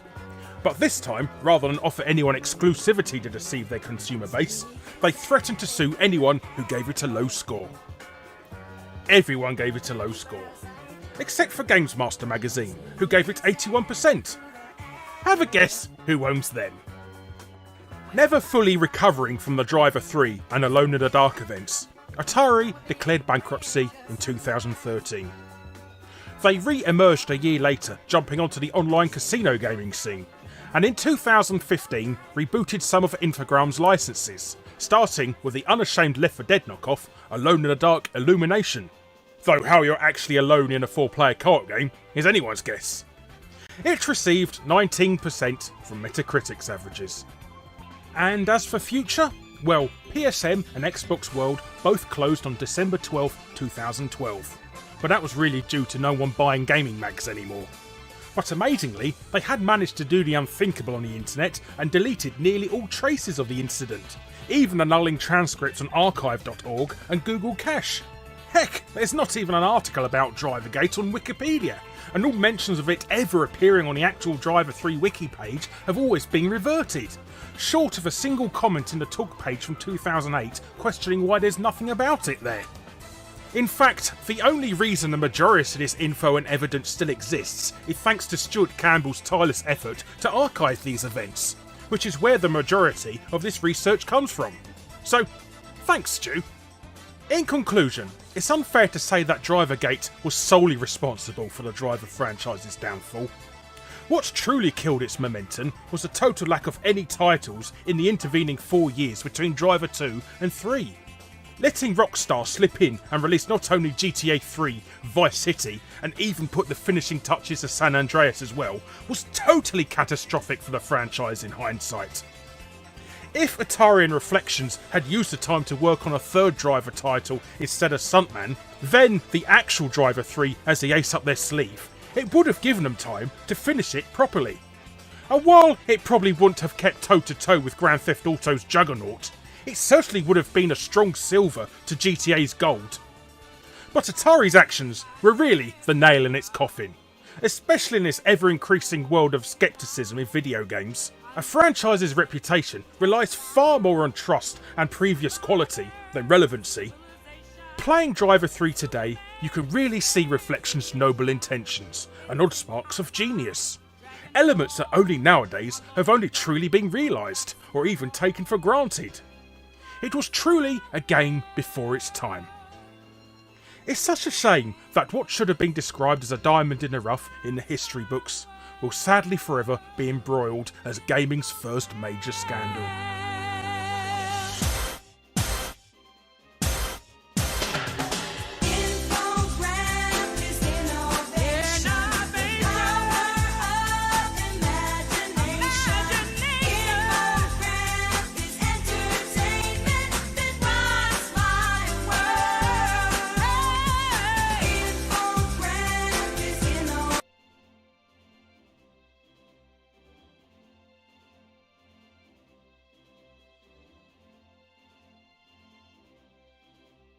A portion of this video is sponsored by NortonLifeLock.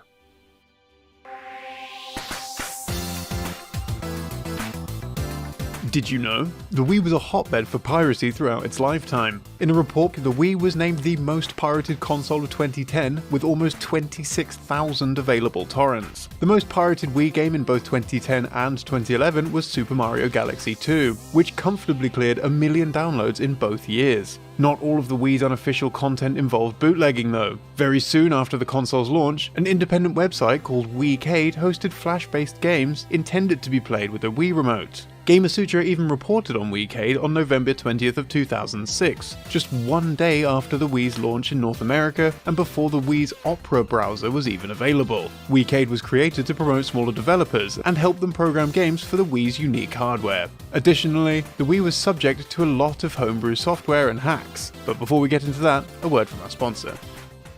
This portion of our video is sponsored by NortonLifeLock.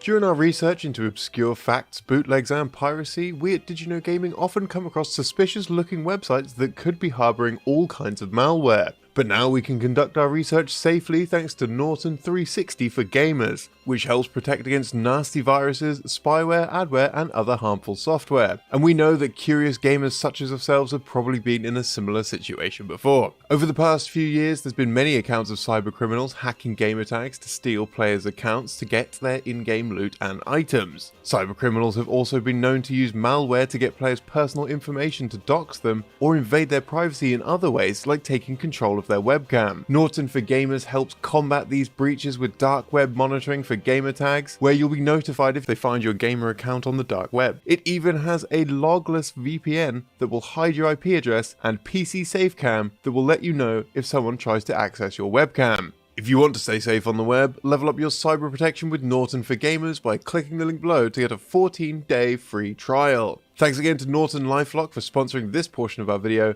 Now back to our regular content. An important figure in the Wii hacking community was Ben Bushing Bayer. While Ben didn't game much himself, he bought a Wii after playing one at his boss's home in 2008.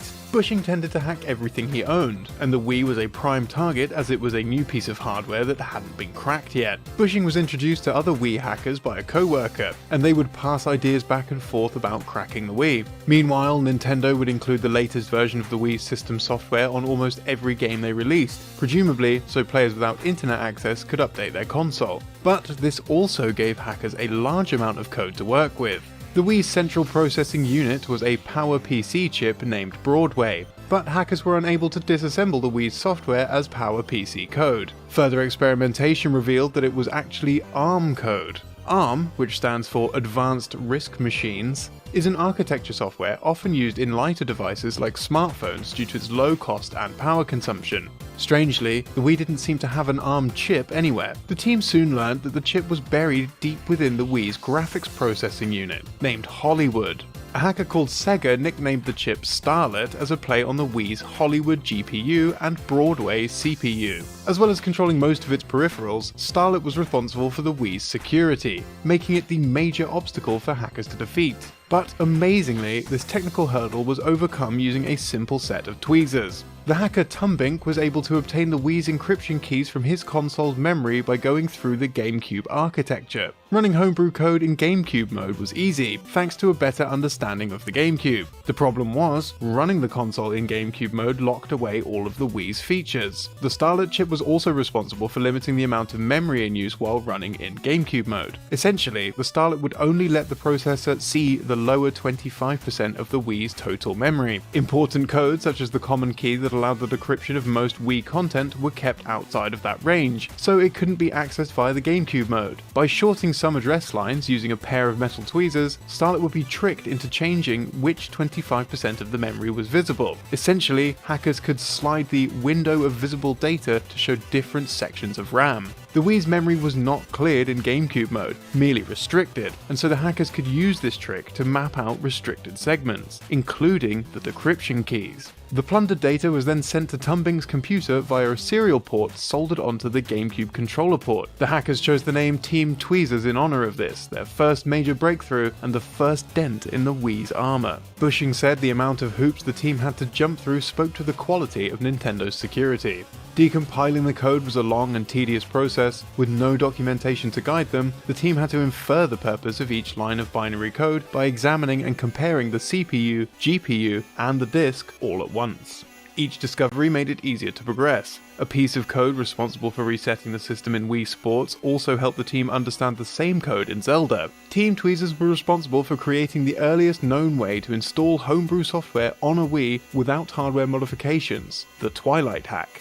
Named after the Legend of Zelda Twilight Princess, the Twilight hack exploited the buffer overflow error caused when the console tried to load in an edited Twilight Princess save file. The file was manipulated so that Link's horse's name literally contained a small program. This program is much longer than the game's character limit, so it cannot be entered in the game legitimately. However, the game doesn't check the character limit while loading a save file, so when the game tries to load the horse's name into memory, it can load the program memory, which just so happens to be the next region that the system will execute. The hack runs a boot file from the root of the SD card, allowing unofficial content to be loaded on the Wii. In the wake of this discovery, Team Tweezer's homebrew channel saw its first public release with Beta 7 on May 24, 2008. The channel was intended to let users launch unofficial applications on the Wii, listing them from an SD card or USB mass storage device. Development of the Twilight hack was tricky. Without access to the proper debugging tools, it was difficult to ensure that Twilight Princess crashed in a consistent way. Nintendo began to fight back as well.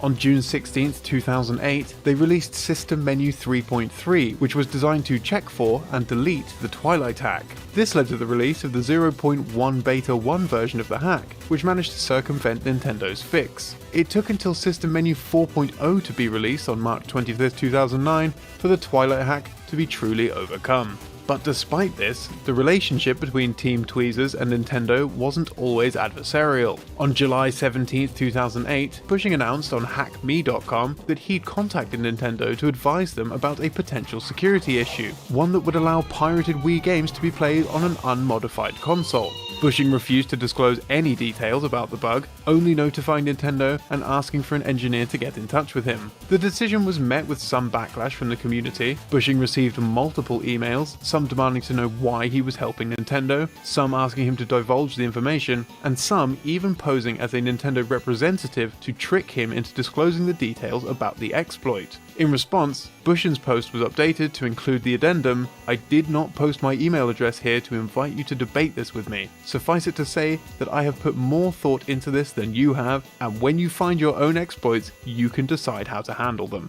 Team Tweezers chose to present this bug to Nintendo for 3 reasons. Firstly, the bug could be presented as a piracy-related concern, allowing them to contact with official channels. Secondly, the bug wasn't useful for legitimate homebrew. And thirdly, it was a design flaw, and so Nintendo were unlikely to be able to patch it anyway. Team Tweezer's attitude towards the bug was reflected of their overall philosophy. They were completely disinterested in piracy, and they refused to enable any bootlegging through their hacks. Bushing wasn't worried about legal repercussions, as they hadn't broken any laws, and mod chips were far more problematic for Nintendo. Bushing expected a response from Nintendo only if the homebrew scene actively contributed to piracy. Unfortunately for Team Tweezers, it wasn't long before the homebrew scene contributed to piracy. On May 26, 2008, the hacker OneInCoco released the Wii WAD Manager 1.0. A WAD is a native Wii file for a game or app. The WAD Manager exploited a bug that let the software work as if it had an official signature, effectively blowing the doors to piracy wide open. It proved to be controversial as a result, and Team Tweezers refused to endorse it despite members Bushing and Marken being thanked in the credits for the release. In fact, the team took efforts to thwart its interactions with their homebrew channel. In the 1.0.4 update, a feature was added where the homebrew channel would turn itself upside down if it detected the user had modified its contents or installed it using a WAD manager. OneInCoco continued to be a controversial figure in the scene. In September 2008, he released an ISO loader for the homebrew channel, allowing ISOs to run on unmodified hardware, making pirated games easier than ever to run. Ironically, Bushing had warned Nintendo about that exact exploit a few months earlier. The ISO loader was leaked online before its official release, leading to OneInCoco quitting the project. Team Tweezers were annoyed with OneInCoco's conduct. Marken accused those of promoting the ISO loader of using Tweezers' work to promote piracy. He described OneInCoco's apps as thin wrappers around existing code or tools written by others. In a post titled "Thanks OneInCoco," Bushing credited the release of the first pirated virtual console release to OneInCoco's release of his NAND FS dumper, which exploited the Wii's permission system, letting it read titles on the console. Team Tweezers foresaw their homebrew efforts being used for piracy, which was one of the main reasons they never stopped releasing tools and code for the community. Bushing believed that Team Tweezers not releasing any more information delayed the spread of the piracy by around 4 months. He made an appeal to hackers' morality, saying developers need to eat too, and offered practical reasons for not pirating games on the Wii. He suggested that piracy would speed Nintendo's response to exploits and loopholes and ultimately hinder the homebrew scene as a whole. Nintendo had already proven themselves to be shrewd strategists. In February 2008, Decay released their freeloader import disc in PAL territories, which let users bypass the system's region locking to play games from all around the world. In response, Nintendo updated the Wii with ISO 37 to block its use, but never bothered to activate the code. Bushing speculated that this was designed to stall Decay. At this point, the PAL discs had already been pressed, but the imminent threat of ISO 37 would stall Decay from releasing an NTSC freeloader until the patch had been implemented, but the imminent threat of ISO 37 would stall Decay from releasing an NTSC freeloader until a patch had been implemented and they could find workarounds. Bushing estimated that if Nintendo were to plug the hole that Waninkago exploited with the NAND FS dumper, it would take months for him to find a way to downgrade the Wii's iOS. The scene's differing philosophies created a rift in the Wii hacking community. Team Tweezer were insular, withholding info and sharing bugs with Nintendo to help steer the scene clear of piracy. However, their detractors saw this as a needlessly elitist attitude, expecting Nintendo to group them all together anyway. The increasing popularity of WAD managers and editors increased scrutiny on the homebrew scene due to its flourishing association with piracy. Complaints also came in from users that edited their Wii files without proper expertise. One common cause of grief was known as banner brick, where a user would attempt to install or change an incorrectly sized banner. This would result in the Wii immediately crashing once it was past the health and safety screen, as though the system files were corrupted. Solutions to the problem were dependent on the user's console revision and whether or not they had homebrew applications such as BootMe installed before the brick.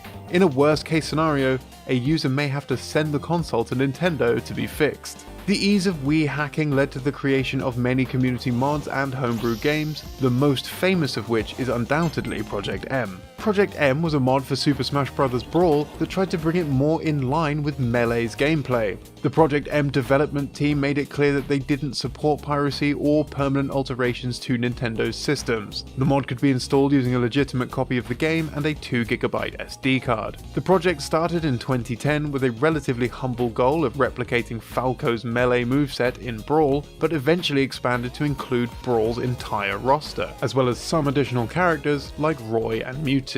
The developers were careful to avoid introducing characters that might jeopardize their already tenuous standing with Nintendo. These included third-party characters that may have made Nintendo fearful of legal action, and newcomers to Super Smash Bros. For Wii U and 3DS that may have led Nintendo to viewing them as competition. Despite their best efforts, Nintendo banned the phrase Project M on their Miiverse messaging service and put pressure on Twitch and fighting tournaments to limit Project M's exposure. Project M was extremely popular, enjoying 3 million downloads over its lifetime, and was even featured in major tournaments. However, it was suddenly discontinued in December 2015. The team are currently developing Rushdown Revolt, a game based on Smash Bros. That features a roster of original characters. Did you also know that Nintendo had a similar arms race with modders for the Nintendo Switch, or that dedicated modders gave a presentation to warn how the DS could be modded to spread malware? For more facts, check out our videos on Nintendo Switch and Nintendo DS piracy and hacking.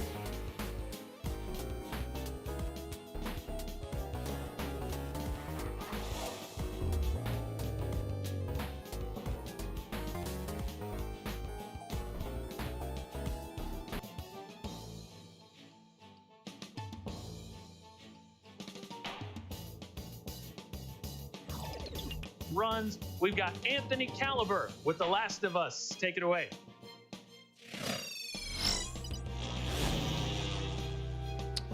All right. Hello, everyone. I am Anthony Caliber. And I'm Dino Thalastofus, or The Last of Us, if you want to pronounce it properly. There's Dino. And for the first time ever at Games Done Quick, very excited about this. This is The Last of Us. So here we go, right off the bat. New game. Grounded. We're going to be doing grounded mode and glitchless. There isn't any % category, but we're going to be doing glitchless. And just in case the game crashes, I'm going to make this under a save file. All right, here we go. So, Last of Us. Game came out in 2013 on the PlayStation 3 and was remastered about a year later on the PlayStation 4. This is the version we're doing, remastered. Frame rate's upgraded from 30 to 60, so it's a lot easier to control. And again, we're doing this on Grounded, which is the hardest of the 5 difficulties. Funny enough, if you wanted to play Grounded on PlayStation 3, you actually have to buy this difficulty because it's technically DLC. And keep this in your memory, because it's DLC, there are some side effects to Grounded, but we'll go over that a little bit later. Okay, timer starts when we skip the first cutscene. Just gotta wait for these loading screens. Here we go. Okay. So timer starts in 3, 2, 1, go. Okay, so this is Sarah. She's the 12-year-old daughter of a single parent called Joel. In the opening cutscene, the one that we just missed, she stayed awake to give her dad his birthday present, a watch. She eventually falls asleep. Joel carries her up to her bed, moves a lock of hair that's fallen over her face, and says, "Good night, baby girl." I'm just mentioning that because it will be said again, but for now, we're playing a walking sim. Yeah, don't blink or you're gonna miss all this crazy speedrunning action. Just look how fast we're going. Triangle prompt hit. Dad? Left foot, right foot, left foot. So fast. Daddy? Turn that right corner. Now we gotta walk down some stairs. Left turn. A new experience for all of us. So immersive. All right. The game, okay.